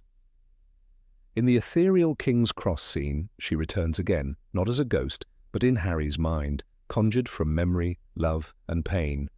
And earlier, in one of the most quietly devastating moments, she appears with James, Sirius, and Remus in the Forbidden Forest before Harry walks to his death. She speaks only one line. Always. No, she doesn't. That line belongs to Snape. Lily says, "We are so proud of you, and you've been so brave." But it's the look in her eyes that says everything. She is there not as a martyr, but as a mother, proud and heartbroken, alive only in the strength she gave her son. Still, it's the moment in Harry Potter and the Sorcerer's Stone when Voldemort appears in flashback and Lily begs for Harry's life that cuts deepest. "Not Harry, please no, take me, kill me instead," she pleads. And this isn't melodrama, it's desperation, maternal instinct, pure and raw. She doesn't try to run, she doesn't cast a shield, she doesn't beg for her own life. She places herself between the wand and the crib and stands her ground. And then the silence, the explosion, the echo that would save the wizarding world. In the books, this act of sacrificial love becomes the foundation of the entire story. Dumbledore explains, "He gave you a protection the Dark Lord knows not, love." It's not magic in the traditional sense, it's older, deeper, more primal. Lily's love, her final act, became a barrier no curse could pass. It's poetic, of course, but it's also profoundly human. It asks a simple question. What if the most powerful force in the world is not destruction, but devotion? Lily's legacy lives not only in Harry's protection, but in his very soul. Her green eyes, so often referenced, are symbolic. When characters see them, they don't see James, they see Lily. When Snape looks at Harry and murmurs, "You have your mother's eyes," it is not just a line, it is the bitter ache of a lifetime lost. Her eyes are a mirror of the past, but also a signpost of hope. They are windows into the love that saved a boy, changed a man, and haunted a villain. Snape's final memory, perhaps the most iconic in the series, is drenched in Lily's absence. "After all this time?" asks Dumbledore. "Always," replies Snape. That one word has become a cultural artifact, immortalizing a love that endured rejection, war, and death. Yet even in that moment, Lily remains a memory, not a participant. Her story is not hers. It is borrowed, used as fuel for others' pain. What we miss, perhaps most tragically, is Lily's own voice. She is never given the stage to speak fully. We know she defied Voldemort 3 times. We know she was in the Order of the Phoenix, but we never see her in battle, never hear her plan, never watch her cast a spell in defense of the world she fought for. Her heroism is remembered, but not witnessed. And yet this absence adds to the mythology. Lily is love personified, the purest heart, the quiet force that underpins the story. Her lack of presence is, in a way, her strength. She does not need to shout to be heard. She does not need a spotlight to illuminate. Her death was not the end, but the beginning. The power of Lily's image in the films is also enhanced by the performance of Geraldine Somerville. She brings Lily to life, not with grand gestures, but with softness, stillness, grace. Especially in Deathly Hallows Part 2, when she says, "Be brave," it lands like a whisper through time. That whisper carries more weight than any battle cry. It reminds us that bravery comes not only in duels, but in tenderness, in sacrifice, in love. We can imagine the life she lived, how she might have tucked Harry into bed, or how she argued with James over the rising darkness, or how she wrote letters to Sirius. We don't have these scenes, but we feel them. That is the strange and beautiful ache of Lily Potter. She is present in absence. She is known in what is unsaid. She is not a perfect mother carved of marble. She is flesh and flaw and fire. She made choices that shaped the fate of nations. And yet we only see glimpses, a photograph, a letter, a memory locked inside a vial. She is always just out of reach. And perhaps that is why she endures, not as a character, but as a symbol. She is the promise that love is stronger than hate, that kindness survives cruelty, and that what is given in love is never truly lost. In a world of curses and prophecies, it was a mother's lullaby that broke the darkest spell. Lily Potter's story is the invisible thread that binds the entire tapestry of Harry's life. She is the unseen hand that lifts him, shields him, shapes him. And though her time on the page is brief, her impact is eternal. In the end, it was not power or prophecy that saved the world. It was her. Just her. Lily, number 20, Dolores Umbridge. Of all the villains in the wizarding world, Voldemort with his serpentine face, Bellatrix with her bloodlust, even Lucius with his aristocratic menace, none have instilled quite the same visceral, crawling hatred as Dolores Jane Umbridge. Her evil was not epic in scale, but intimate, insidious. It crept into the classroom, into parchment and ink, into every giggle that was too loud, every quill stroke that dared defy her control. And it was this precisely measured, sugar-coated tyranny that made her perhaps the most terrifying character in the entire Harry Potter series. In the book Harry Potter and the Order of the Phoenix, we meet Umbridge in her ministry-issued role as Hogwarts' new Defense Against the Dark Arts teacher. With her toad-like face, her saccharine voice, and her rigid posture, she quickly begins asserting her authority. Deeply boring and deeply evil, J.K. Rowling once said of her creation.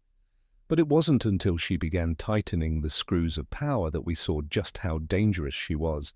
Her decree that students would not actually practice defensive spells. "You have been told that a certain dark wizard is at large once again. This is a lie," was the first warning that Dolores Umbridge was not just another strict teacher, but a bureaucratic weapon. But it was the adaptation to film where Umbridge truly transformed into something iconic. Imelda Staunton's portrayal in Harry Potter and the Order of the Phoenix was nothing short of masterful. Her simpering giggle, her tight-lipped smile, and her passive-aggressive tone weren't exaggerated, they were sharpened. When she stood at the podium and chirped, "Progress for the sake of progress must be discouraged," you could feel the collective tension in the Great Hall. She wasn't just enforcing rules, she was embodying a philosophy of control, and worst of all, she believed in it. The set design of her office reflected the twisted dichotomy of her personality. The pink walls, the frilly cushions, the endless array of decorative plates featuring animated kittens, they were the trappings of a woman who valued appearances over humanity. And just beneath that soft pastel surface simmered something sinister. When Harry refused to admit he was lying about Voldemort's return, she summoned him to detention. "You know deep down that you deserve to be punished," she said with that infuriating calm. And then she handed him a quill that wrote in blood. In the book, the moment Harry scratches "I must not tell lies" into his own skin is one of the most harrowing. But in the film, Staunton's delivery elevates the scene into horror. She doesn't scream, doesn't snarl. She watches with mild amusement, sipping her tea. "That's right," she coos. "Let's try again." In that moment, you realize that she takes joy in obedience, in breaking people quietly without ever raising her voice. That is not discipline. That is sadism wrapped in a pink cardigan. Her true power lies not in spells, but in policy. She's the villain of the clipboard, the tyrant of the filing cabinet. She doesn't need a wand battle. She wins by writing rules. As Hogwarts High Inquisitor, she methodically dismantles every ounce of autonomy the school had left. Clubs are banned. Teachers are observed. Conversations are monitored. Even Professor Trelawney, eccentric and harmless, becomes a target. "You do not have the authority to banish me from the grounds," Dumbledore tells her. "Oh yes, I do," she smiles. And it's in that grin that we see the death of freedom. We've seen oppressive characters before, but Umbridge is terrifying precisely because she's real. We've all met a version of her, the boss who smiles while firing someone, the politician who speaks of order while stripping away rights, the teacher who humiliates a student and then calls it discipline. Dolores Umbridge is not a fantasy. She is a warning. One of the most chilling moments in the film is her interrogation of Muggle-borns at the Ministry. Cloaked in official robes, flanked by Dementors, she calmly asks, "What is your blood status?" as if it were a line on a census form. It is clinical, and it is evil. Her judgment is swift. You have been found guilty of stealing magic. In a world where Voldemort uses force, Umbridge uses systems. Where Voldemort inspires fear, Umbridge demands submission. She doesn't conquer with violence. She rules with paperwork and a smile. And yet the most remarkable aspect of her character is that she believes she is good. In her eyes, she is preserving order, protecting tradition. "I will have order," she shrieks when students rebel. To her, rebellion is disorder, and disorder must be squashed. Her inability to question her own morality is what makes her monstrous. There is no inner conflict, no flicker of doubt. She is the embodiment of blind righteousness.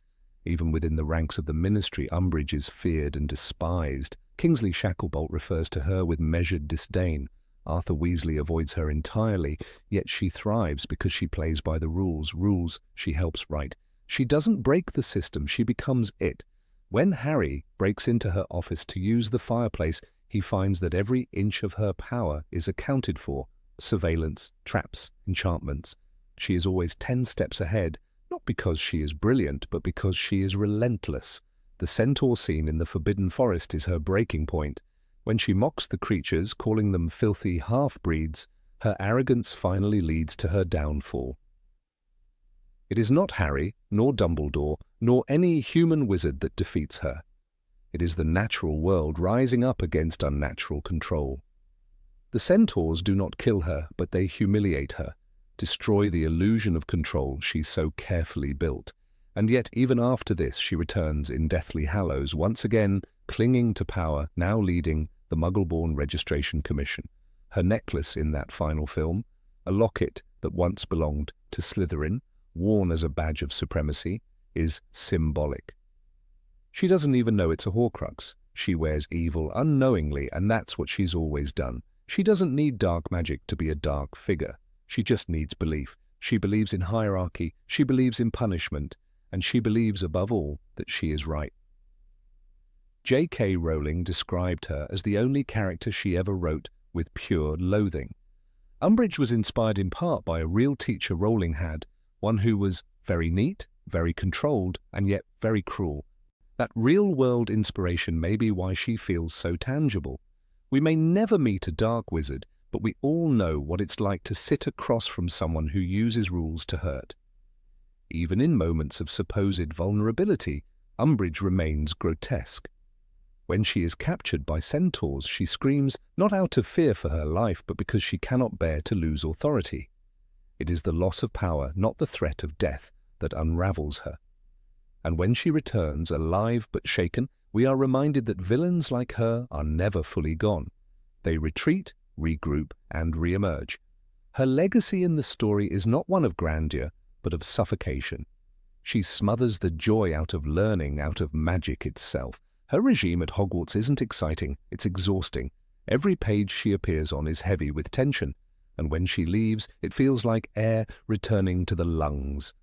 That is the mark of a great villain, and perhaps that's why audiences responded to her with such venomous joy. Imelda Staunton's performance was so precise, so chillingly perfect, that people loved to hate her. She didn't just play Umbridge, she became the embodiment of every cruel bureaucrat we've ever known. Her pink wardrobe became a visual shorthand for tyranny, her laugh a signal for oppression. Even fan culture responded viscerally. Online discussions rank her consistently as more hated than Voldemort himself. Not because she killed more, but because she killed slower, dreams, spirits, hope. Her brand of evil was subtle, and somehow that made it worse. When she told Harry, I really hate children, it wasn't played for laughs, it was a confession. What makes Dolores Umbridge so unforgettable is not that she stands apart from the magical world, but that she fits in too well. She exploits the very structures designed to protect. The ministry, the school, the law, these are her weapons. She doesn't need to destroy the system, she becomes its queen. Her story is a cautionary tale, not of dark wizards, but of bright offices, not of spells, but of signatures, not of fire and fury, but of quiet compliance. Dolores Umbridge may wear pink, but her soul is steel. And in the end, it is not the darkest magic that threatens Hogwarts, it is the enemy who smiles. Number 21, Bellatrix Lestrange. Bellatrix Lestrange did not merely serve the Dark Lord, she worshipped him. In the books, she is a figure of chilling devotion, a woman who traded reason for madness, morality for loyalty, and compassion for cruelty. Described by J.K. Rowling as having a strong jaw, dark, heavy-lidded eyes, and long dark hair, she emerges in the series not just as a Death Eater, but as the most fanatical disciple Voldemort ever had. Her first appearance in Order of the Phoenix is not just a reintroduction of a fugitive, but a signal that darkness has taken form and wears a smirk. But when Helena Bonham Carter stepped into Bellatrix's boots for the films, she did not merely act the part. She redefined it. In the books, Bellatrix's madness is subdued behind the veil of cold-blooded murder. Her most horrifying act remains the torture of Alice and Frank Longbottom, a crime so vile that even her fellow Death Eaters were repulsed. Yet Rowling presents this horror with an eerie restraint. Bellatrix is psychotic, yes, but structured, militant, and more frightening for how much she believes in Voldemort's vision. "The Dark Lord will rise again, Crouch!" she screams during her trial. "Throw us into Azkaban, we will wait." Her conviction is terrifying, but even then she remains in many ways just another mask among Voldemort's legion, perhaps a more zealous one, but still one among many. In the films, however, Carter tore off that mask and offered us something wild, something primal. Chaos personified. From her entrance in Harry Potter and the Order of the Phoenix, tumbling from the prison cart with a gleeful shriek, we know she is not like the others.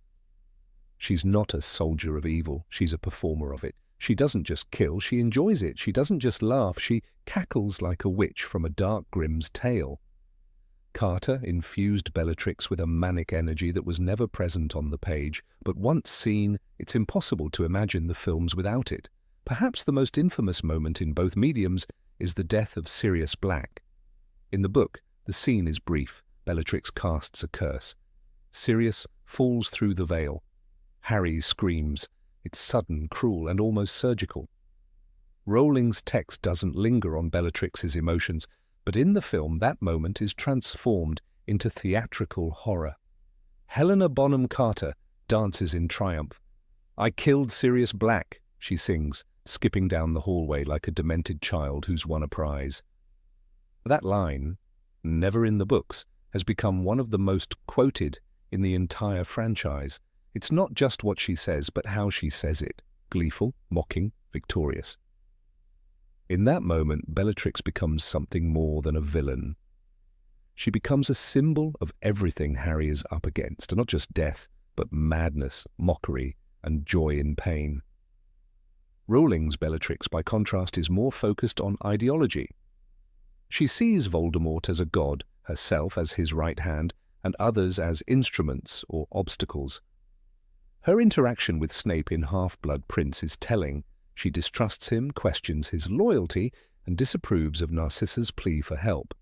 "You should be honored," she hisses at Snape. "The Dark Lord has, in the past, entrusted me with his most precious—" Her voice trembles with a strange pride, with secrets. This isn't just loyalty, it's religious fervor. In Carter's performance, this religious devotion is twisted into erotic obsession. She doesn't just follow Voldemort, she adores him with the trembling ecstasy of someone drunk on unholy love. When she kneels before him in Half-Blood Prince, her eyes wide and wild, it is as if she is before a dark messiah. She even whispers in ecstasy, her hands trembling with the need to be chosen. In this, Carter adds a dimension that Rowling only implies. Bellatrix's devotion borders on romantic delusion. During the break-in at the Department of Mysteries, book Bellatrix is tactical. She issues orders, fights with calculated power, and taunts Harry with venom. "You should learn the difference between life and dreams, Potter," she tells him, "if you ever wake up to reality." There's no song, no laugh, just ice. But the film Bellatrix is a whirlwind. She skips between broken prophecies, shouts, taunts with childlike glee, and demolishes glass walls with almost sexual delight. When she escapes with Voldemort, she screams in victory like a banshee. The contrast is vivid. The book's Bellatrix is a general of darkness. The film's Bellatrix is a jester of doom. One of Carter's most powerful scenes, and one that deviates entirely from the books, is the destruction of the burrow in Half-Blood Prince. It's not in Rowling's narrative, but it serves to expand on Bellatrix's role as an agent of chaos. She burns, laughs, and vanishes in a swirl of fire. It's pure cinematic invention, but it fits perfectly with the character Carter has built, a woman who lives to ruin, not just to serve. Even in Deathly Hallows, Carter's Bellatrix outpaces her book counterpart in raw terror. The book portrays her as sharp and furious, especially during the Gringotts break-in. "How dare you take a wand from a witch?" she screams. But in the films, the moment is stretched. Carter, disguised as Hermione as Bellatrix, gives one of the most bizarrely brilliant performances, playing a good girl pretending to be a bad girl. She manages to make the disguise both hilarious and uncomfortable, and when the real Bellatrix returns, furious at the break-in, her fury shakes the room. "I want to rip their throats out," she screams, her voice breaking. But Bellatrix's death in both mediums is a dramatic climax that speaks volumes about her character. In the book, it's Molly Weasley who finally strikes her down. "Not my daughter, you bitch!" she roars. The duel is quick, but deadly. Bellatrix underestimates a mother's fury and pays with her life. Rowling describes her end as abrupt, her body falling with a look of astonishment. In the film, the scene is transformed into high fantasy. Carter and Julie Walters clash like two mythical beings. Spells fly, screams echo. When Bellatrix finally turns to dust, it's with a scream of disbelief, as if she never imagined she could be killed by someone so ordinary. What's extraordinary is that Carter insisted on making Bellatrix physically unpredictable. She added little twitches, sudden jerks, and wide-eyed stares. Even her way of holding a wand, gripped like a dagger, added a primal violence to her magic. She fought like a madwoman, not a trained duelist. Her movements were choreographed chaos, each spell thrown like a scream into the void. It's a far cry from the book's Bellatrix, whose duels are more refined, more traditional, and more methodical. Bellatrix's relationship with her family is explored subtly in the books. She disowns her sister Andromeda, mocks her cousin Sirius, and views her nephew Draco with disdain. But there's no emotion in it, only ideology. Her blood purity obsession overrides kinship. Yet in the films there are moments where Carter hints at deeper feelings. When she yells at Narcissa about the unbreakable vow, her voice shakes with desperation. "He doesn't trust you, sissy," as if pleading, warning, and hating all at once. One of the darkest scenes, the torture of Hermione in Deathly Hallows, reveals just how far Carter took the role. In the book, The scene is brutal, but again described with restraint. Bellatrix carves mudblood into Hermione's skin. In the film, the act is drawn out. Carter grabs Emma Watson's face with wild glee, taunts her, then screams in rage. Her voice echoes through the Malfoy manor like a wailing spirit. The pain isn't just physical, it's symbolic. Bellatrix doesn't just hate Muggleborns, she needs to see them suffer. It's impossible to imagine another actress daring to go as far. Helena Bonham Carter gave Bellatrix a legacy the books never fully allowed. She turned a secondary villain into a main event. Her performance redefined audience expectations of what a female villain could be. Not elegant or seductive, but unhinged, terrifying, unforgettable. In Rowling's world, Bellatrix's death closes a chapter. The fanatic falls, the war moves on. But in Carter's version, her end feels like the death of chaos itself. When she vanishes in a spray of ash, there's a strange emptiness left behind. As if the world just got a little quieter. Love her or hate her, Bellatrix Lestrange had presence. We remember the Dark Lord, of course. We remember Snape's double game. But when it comes to sheer, iconic madness, no one casts a longer shadow than Bellatrix. The books gave her purpose. Helena Bonham Carter gave her a soul. A broken, twisted, screaming soul that haunts the corridors of Hogwarts forever. Number 22, Tom Riddle, young Voldemort. There is a scene in Harry Potter and the Half-Blood Prince where Albus Dumbledore, with grim solemnity, visits a grey, institutional orphanage to meet a boy. The boy is 11 years old, but he speaks as if he's lived several lifetimes. His voice is calm, his diction precise. There is no childish wonder in his eyes, only something sharper, colder. This is the first moment we truly see Tom Riddle, not in second-hand stories, but alive, vivid, terrifyingly composed. Played by hero Fiennes Tiffin, the boy radiates a quiet menace that doesn't need words to make the viewer uneasy. In the books, Tom Riddle is mostly a shadow, a ghost reconstructed through memories and monologues. His childhood is told through Dumbledore's pensive, a collection of fragments meant to explain how a boy becomes a monster. But the telling, as detailed as it is, often feels like we're reading case files. Dumbledore says he was already highly self-sufficient, secretive, and apparently friendless. But these are observations. We are not with Tom in those formative moments. We are told about his darkness, but rarely made to feel it in real time. The films, however, change this. In Half-Blood Prince, director David Yates gives Tom's past a palpable atmosphere. The orphanage is a world drained of colour, and yet Tom himself is the most colourless thing in it. His stillness becomes a threat. When Dumbledore questions him, Tom doesn't blink with fear or curiosity. Instead, he says flatly, "I can make things move without touching them. I can make animals do what I want without training them. I can make bad things happen to people who annoy me." The words are almost whispered, not confessed, but claimed. It is a declaration, not a cry for help.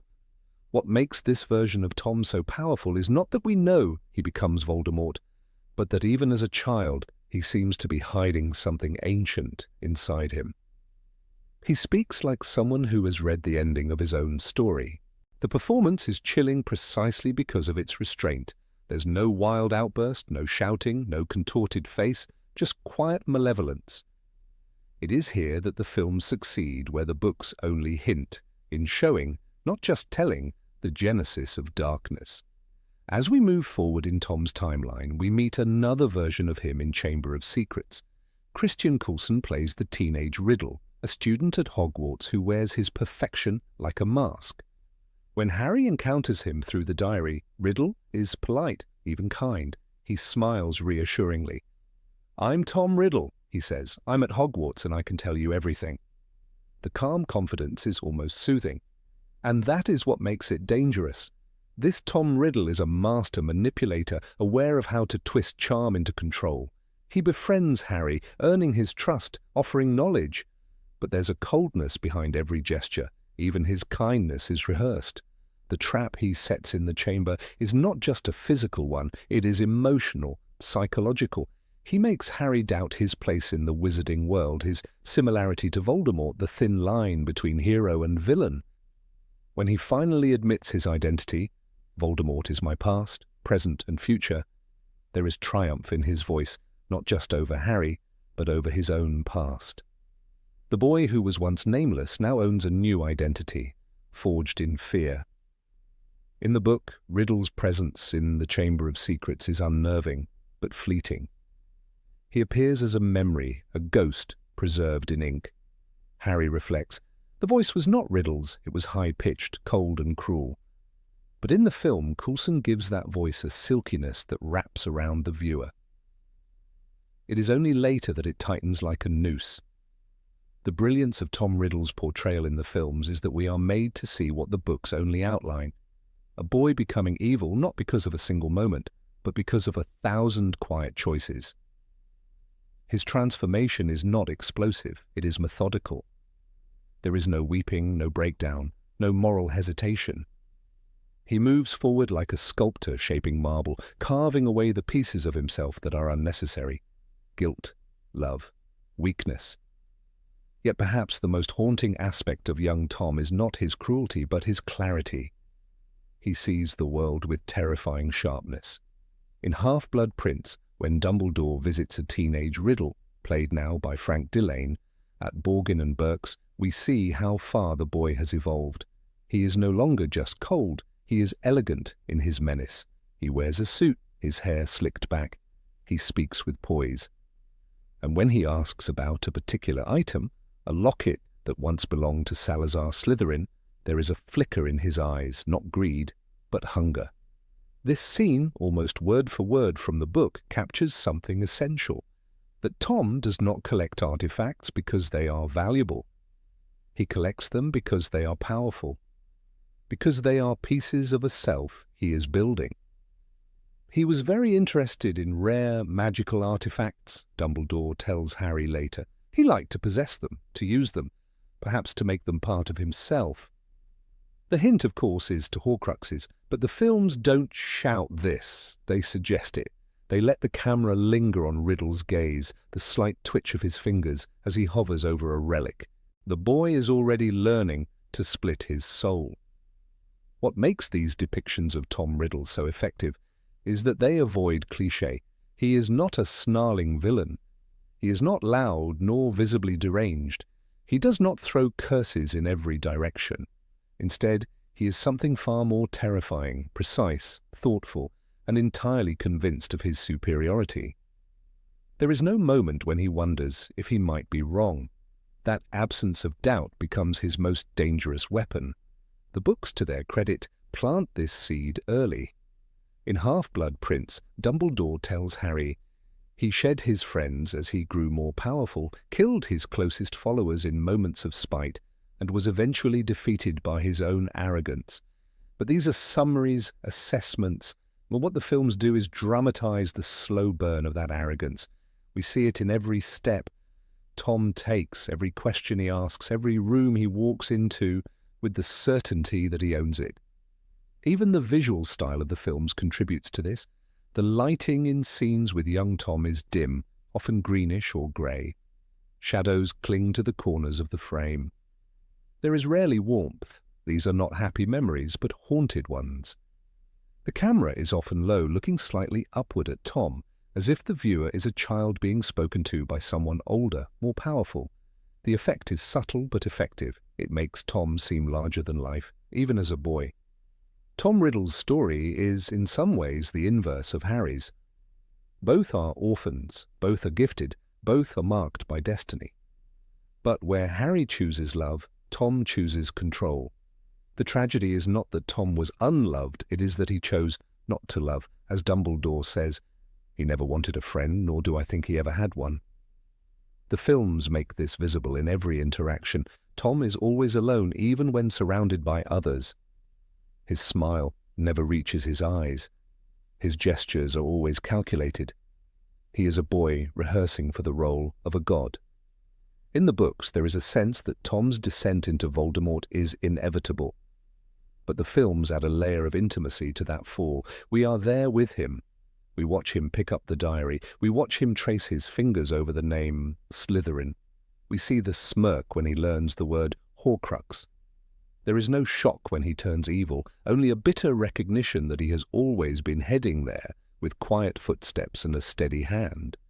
And yet, despite his monstrosity, there is a strange beauty to the way young Tom is portrayed.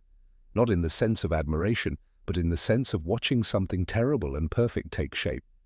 He is like a cathedral built for a dark god, immaculate, symmetrical, and echoing with silence. This visual power is due in no small part to casting. Hero Fiennes Tiffin, a nephew of Ralph Fiennes, who plays Voldemort as an adult, brings a familial eeriness to the role.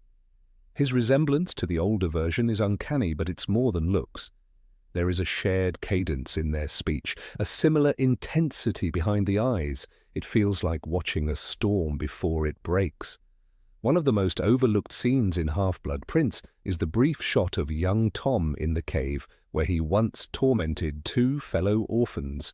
He stands at the edge of the sea, staring into the abyss. It is not long, and there are no words, but it lingers. This boy who cannot feel empathy, who believes himself superior, is drawn to the void. He does not fear it. He is part of it. What the books suggest and the films embody is that Tom Riddle was not born a monster. He chose to become one and never once looked back. His horror lies not in chaos, but in control. He is not the Dark Lord because of madness, but because of method. There is no redemption arc here, no tragic reversal, no tearful reckoning. Tom Riddle is not broken by pain. He is forged by it. And in his quiet youth, the films capture the most chilling truth of all, that evil, at its most dangerous, wears the face of calm reason. And so, when we think of Tom Riddle, not Voldemort, but the boy, what lingers is not a single act of violence, but the slow, deliberate becoming of darkness, not the monster with red eyes and no nose, but the child who stared at Dumbledore and said, "I can speak to snakes. They find me, whisper things." It was not a boast, it was a prophecy, and it came true. Number 23, Horace Slughorn. When Horace Slughorn first appears in Harry Potter and the Half-Blood Prince, he is hiding, quite literally, in a muggle house, transformed into an armchair to avoid being found by Death Eaters or anyone else who might require bravery of him. This introduction paints him as a man driven by fear and self-preservation, a man whose most formidable magic is evasion. But beyond the humour of a puffing armchair returning to man form, there lies something deeper, a wizard marked not by evil, but by an unwillingness to face it. Slughorn is not a villain. He is not a hero either. He is something more uncomfortable and more human. He is a man who wants to live well and avoid pain at all costs. And that's why he matters. In the books, J.K. Rowling paints Slughorn with a mixture of satire and subtle affection. He is described as a corpulent, bald old man who was quite fond of crystallized pineapple and velvet smoking jackets. He collects students the way others collect chocolate frog cards, not for altruism, but for the prestige they may one day bring him. He boasts about having taught Gwenog Jones, the captain of the Holyhead Harpies, and confesses he once ate lunch with Merlin's chocolate delights inventor, Ambrosius Flume. These connections are his currency, his shield, and his source of self-worth. His famed Slug Club is less a mentorship group and more a gallery of future star portraits, where Slughorn can bask in the reflected glow of those more talented than himself. And yet, beneath this comic vanity lies a deeper conflict. Slughorn is haunted by a single moment, a memory he refuses to face. The memory of the day he told Tom Riddle, a charming orphan with a chilling glint in his eye, about Horcruxes. In the book, Dumbledore reveals the damage. "You gave him exactly what he wanted, Slughorn." And in that moment, Slughorn's smile fades. For once, the jovial, rotund man loses his warmth, replaced by something grim and fragile. We see him not as a buffoon, but as a man who knows he's been used, and who knows the price of it. Jim Broadbent's portrayal of Slughorn in the film adaptation brings this quiet torment into brilliant focus. His performance transforms the character from comic relief to tragic witness. Slughorn's eyes are always watching, flicking nervously from shadow to shadow. His voice carries a trembling weight, and his laughter often comes too quickly, too loudly, as though trying to smother something deeper. The moment that crystallizes this shift, that elevates Slughorn from background to soul-bearer, is the scene in which he speaks of Lily Potter. In the film, Harry visits Slughorn in his office, offering him the petal of a rare, magical flower. Lily's favourite, Harry says, even though she never told him. It is a tender manipulation, and it works. Slughorn's defences crumble. He sits, and in a soft, nearly broken voice, begins to speak. Lily. She was exceedingly bright, your mother. Even more impressive than her talent was her kindness. Then he says something not found in the books, something that resonates like a bell tolling for the dead. She made the choice. She had a choice. And we realize he isn't just mourning Lily, he is mourning himself. He had a choice too long ago, and he made the wrong one. This monologue, delivered with heartbreaking precision by Broadbent, reveals a Slughorn shaped by guilt. His self-image as a benign collector of talent shatters, replaced by the image of a man who opened a door and shut his eyes as evil walked through it. I don't want to think about it, he tells Harry, voice shaking, hands clutching at his knees. I don't want to remember. But remembering is the only way forward. Redemption does not come through denial, but through the painful process of owning one's mistakes. In the book, Dumbledore demands this memory, pressing Harry to retrieve it by any means necessary. Without it, we are blind, he says. Without it, we are doomed. The memory is not merely a curiosity. It is the final piece in understanding Voldemort's immortality. Yet even as Dumbledore emphasizes the strategic value, Rowling imbues the memory with personal weight. For Slughorn, it is a wound. For Harry, it becomes a mirror. Harry eventually wins Slughorn's trust not by force, but by empathy. He shares the story of his mother's death, not in anger, but in sorrow. He appeals not to Slughorn's pride, but to his grief. Don't you see? Harry says in the book.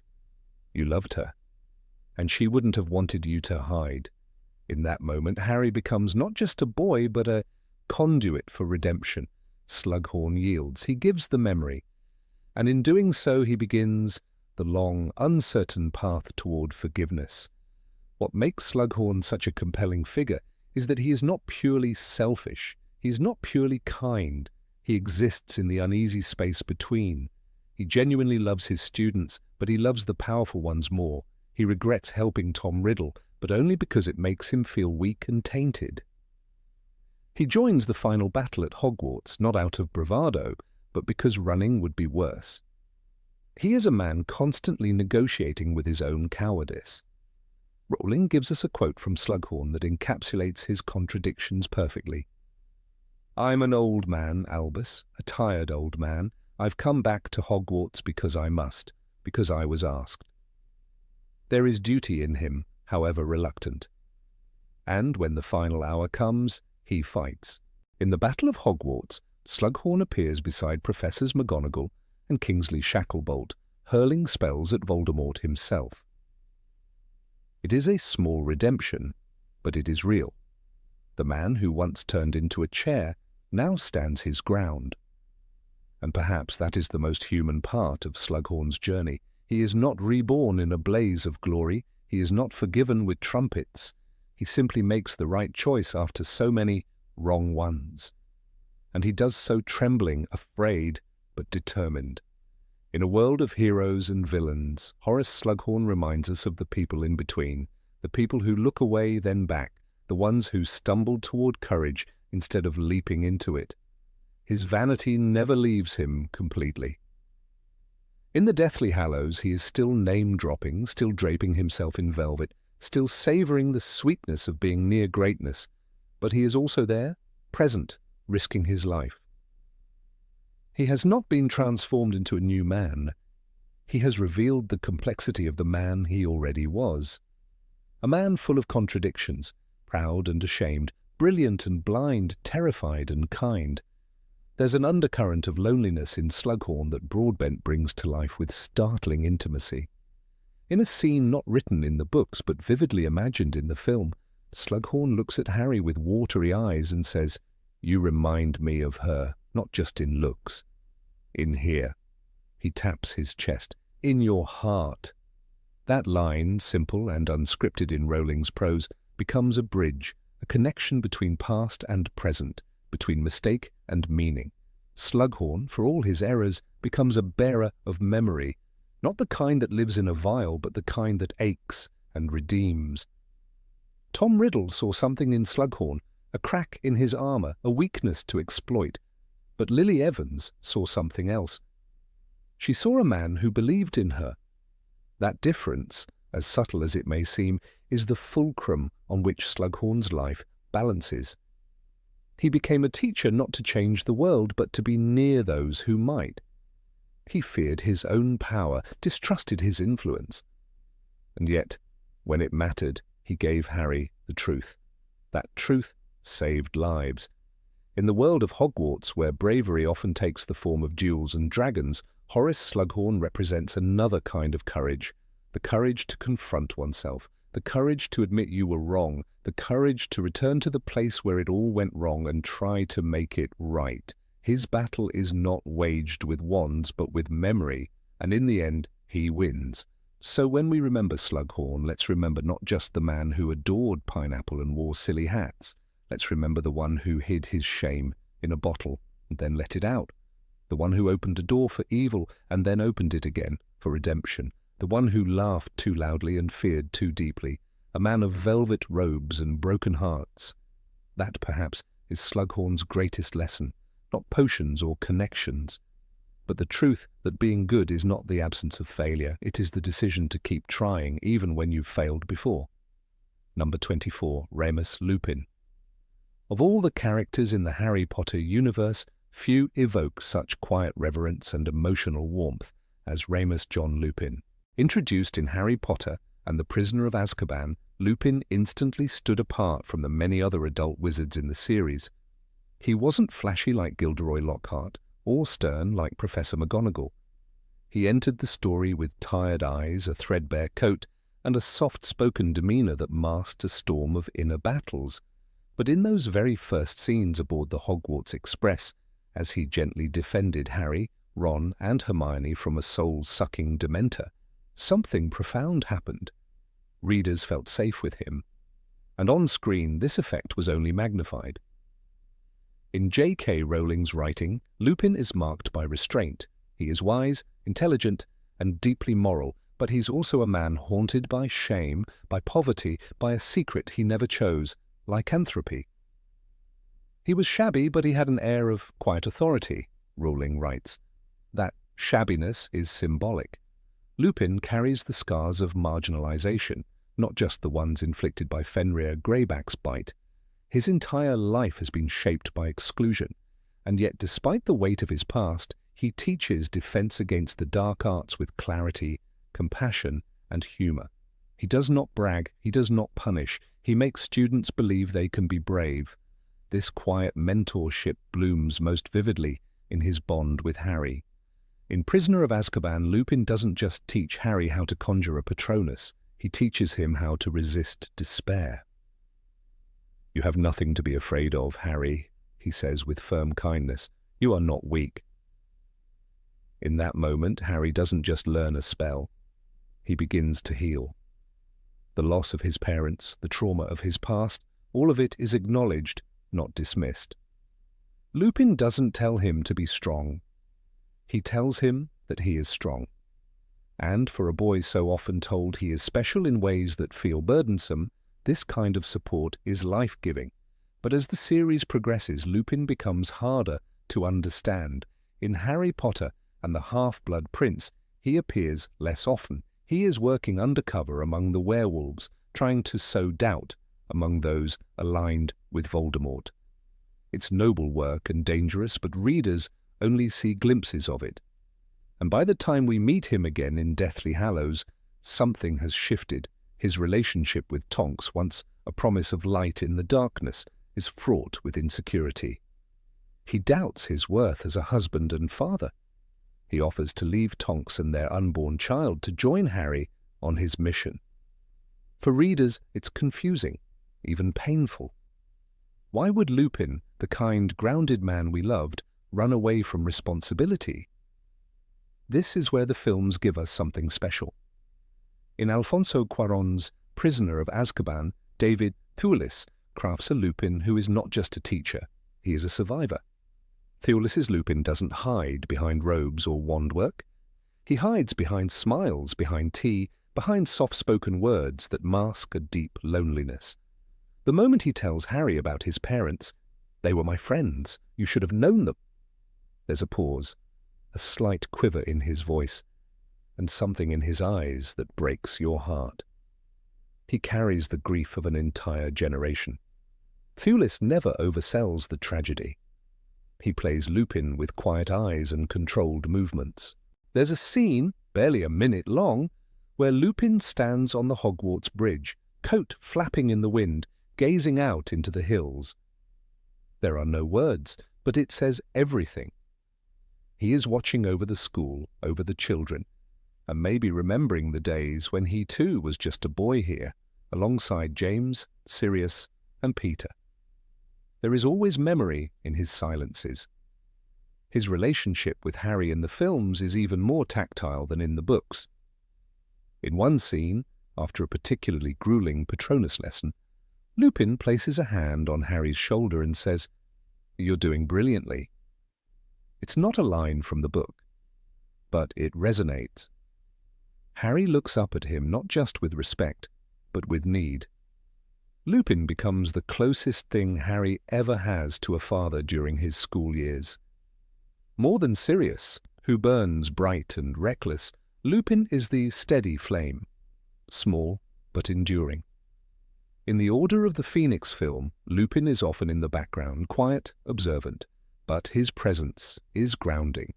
When Sirius gets heated during the scene in Grimmauld Place, Lupin speaks with calm authority. He's not James, he reminds Sirius. It's a critical moment. It shows that Lupin, even amid grief, sees Harry not as a mirror of the past, but as his own person. He tempers Sirius's impulsiveness with reason, always choosing measured wisdom over passion. The tension between Lupin and Tonks, lightly brushed over in the films, is more fully explored in the books. After Dumbledore's death, their love is revealed, and then questioned.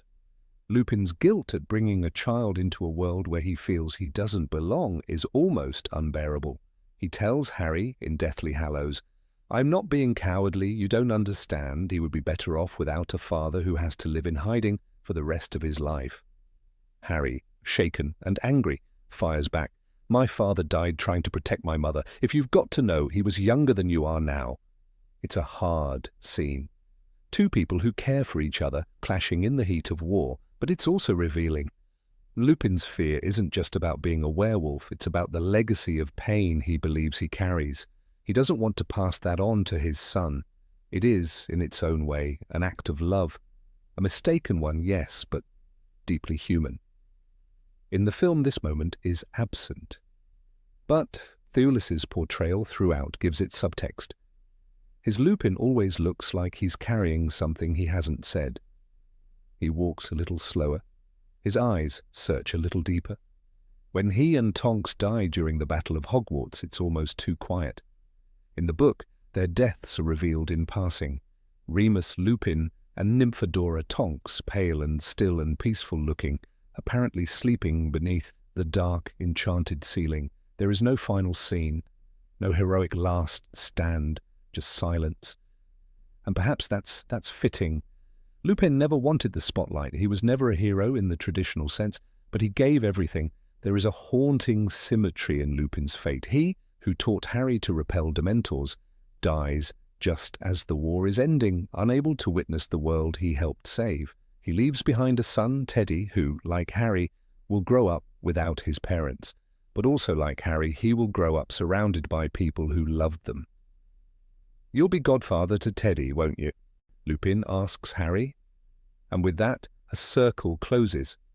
Lupin is the embodiment of a very specific kind of courage, not the kind that charges into battle, but the kind that wakes up each day despite fear, despite stigma, despite pain. He is the man who comes back to Hogwarts even when he believes he's not welcome. He is the teacher who sees the potential in the quietest student. He is the friend who doesn't need to say much to say everything. His magic is not flashy, but it is powerful. One of the most touching details in Deathly Hallows is the revelation that Lupin was the last of the marauders to fall. James, Sirius, and Peter were gone, and now he too joined them. Mischief managed, as they would say. But there is a tenderness in knowing that their story ended together, perhaps not in life, but in memory. The map they made, the legacy they left, lives on. In fan circles, Lupin has become something of a symbol. He is often seen as a metaphor for chronic illness, for queerness, for anyone who has been made to feel other. His story resonates because it is not just about magic, and it's about shame and how we survive it, about loneliness and how we still choose to love, about being unwanted by the world and choosing to fight for it anyway. The films, particularly Prisoner of Azkaban, understand this.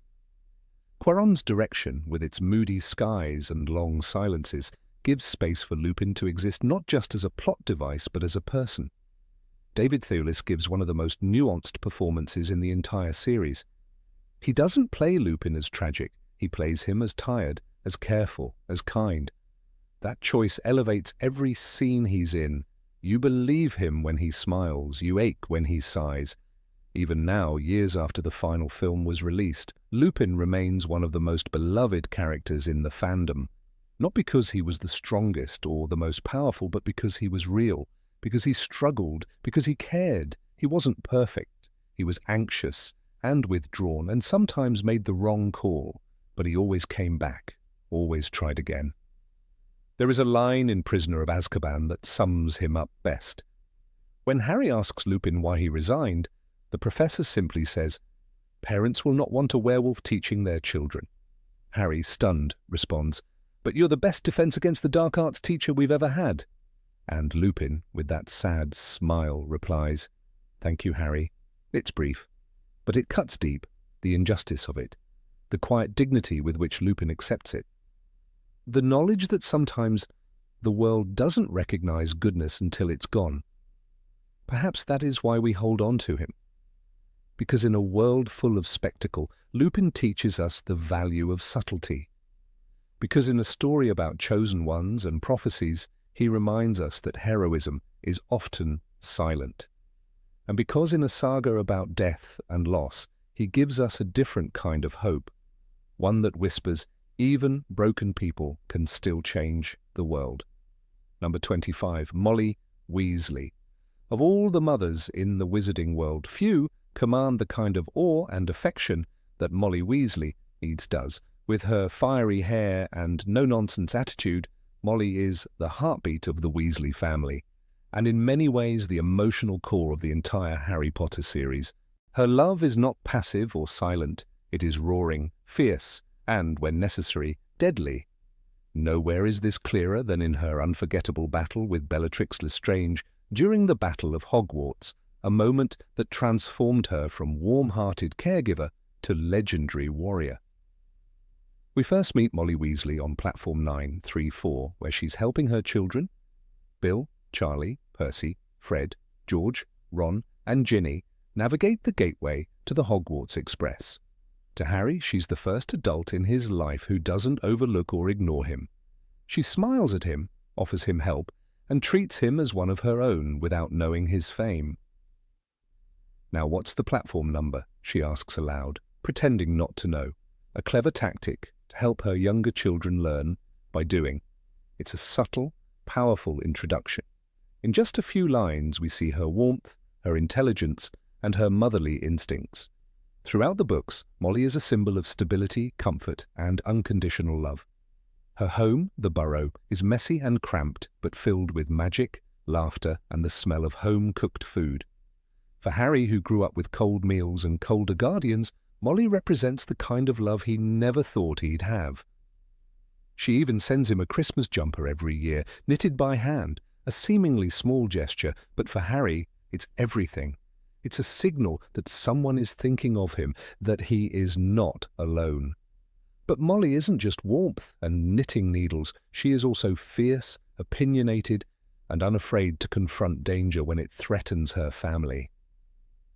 When the Order of the Phoenix moves into 12 Grimmauld Place, Molly takes charge. She cooks for everyone, organizes the household, and tries to maintain some sense of normalcy amidst chaos, but there's a scene, quiet and haunting, where we see the cracks in her armor. In the drawing room, Molly tries to fight a boggart that keeps turning into the dead bodies of her children. One by one, it shows her sons and daughter lying lifeless. "The thing I'm most afraid of," she tells Lupin with tears streaming down her face, "is losing any of them."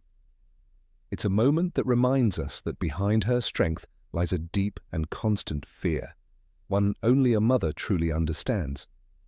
She also has a strong moral compass and isn't afraid to call others out. Her confrontation with Sirius Black is one example. Sirius, still burdened by trauma and bitterness, encourages Harry to see himself as a soldier. Molly disagrees. "He's not your son," she tells Sirius with a voice that shakes the room. "He's as good as," Sirius retorts, but Molly stands her ground. For her, Harry is not a weapon to be wielded in war. He's a boy, one she loves like her own. Her protective nature also extends to Hermione and even Fleur, whom she initially dislikes. With Fleur, Molly is wary, believing she's shallow and not suitable for Bill, but when Bill is attacked by Fenrir Greyback and Fleur refuses to leave him, insisting she still wants to marry him despite his scars, Molly's perspective changes. In a rare and tender moment, she offers Fleur Aunt Muriel's goblin-made tiara for the wedding, a gesture that says more than words ever could. Then there's her relationship with Ginny. Molly is loving but strict, often treating Ginny like a child long after she's grown. In Order of the Phoenix, Molly objects when Ginny insists on joining the battle. But Ginny, brave and stubborn, snaps back, "I'm in the DA too, I'm going."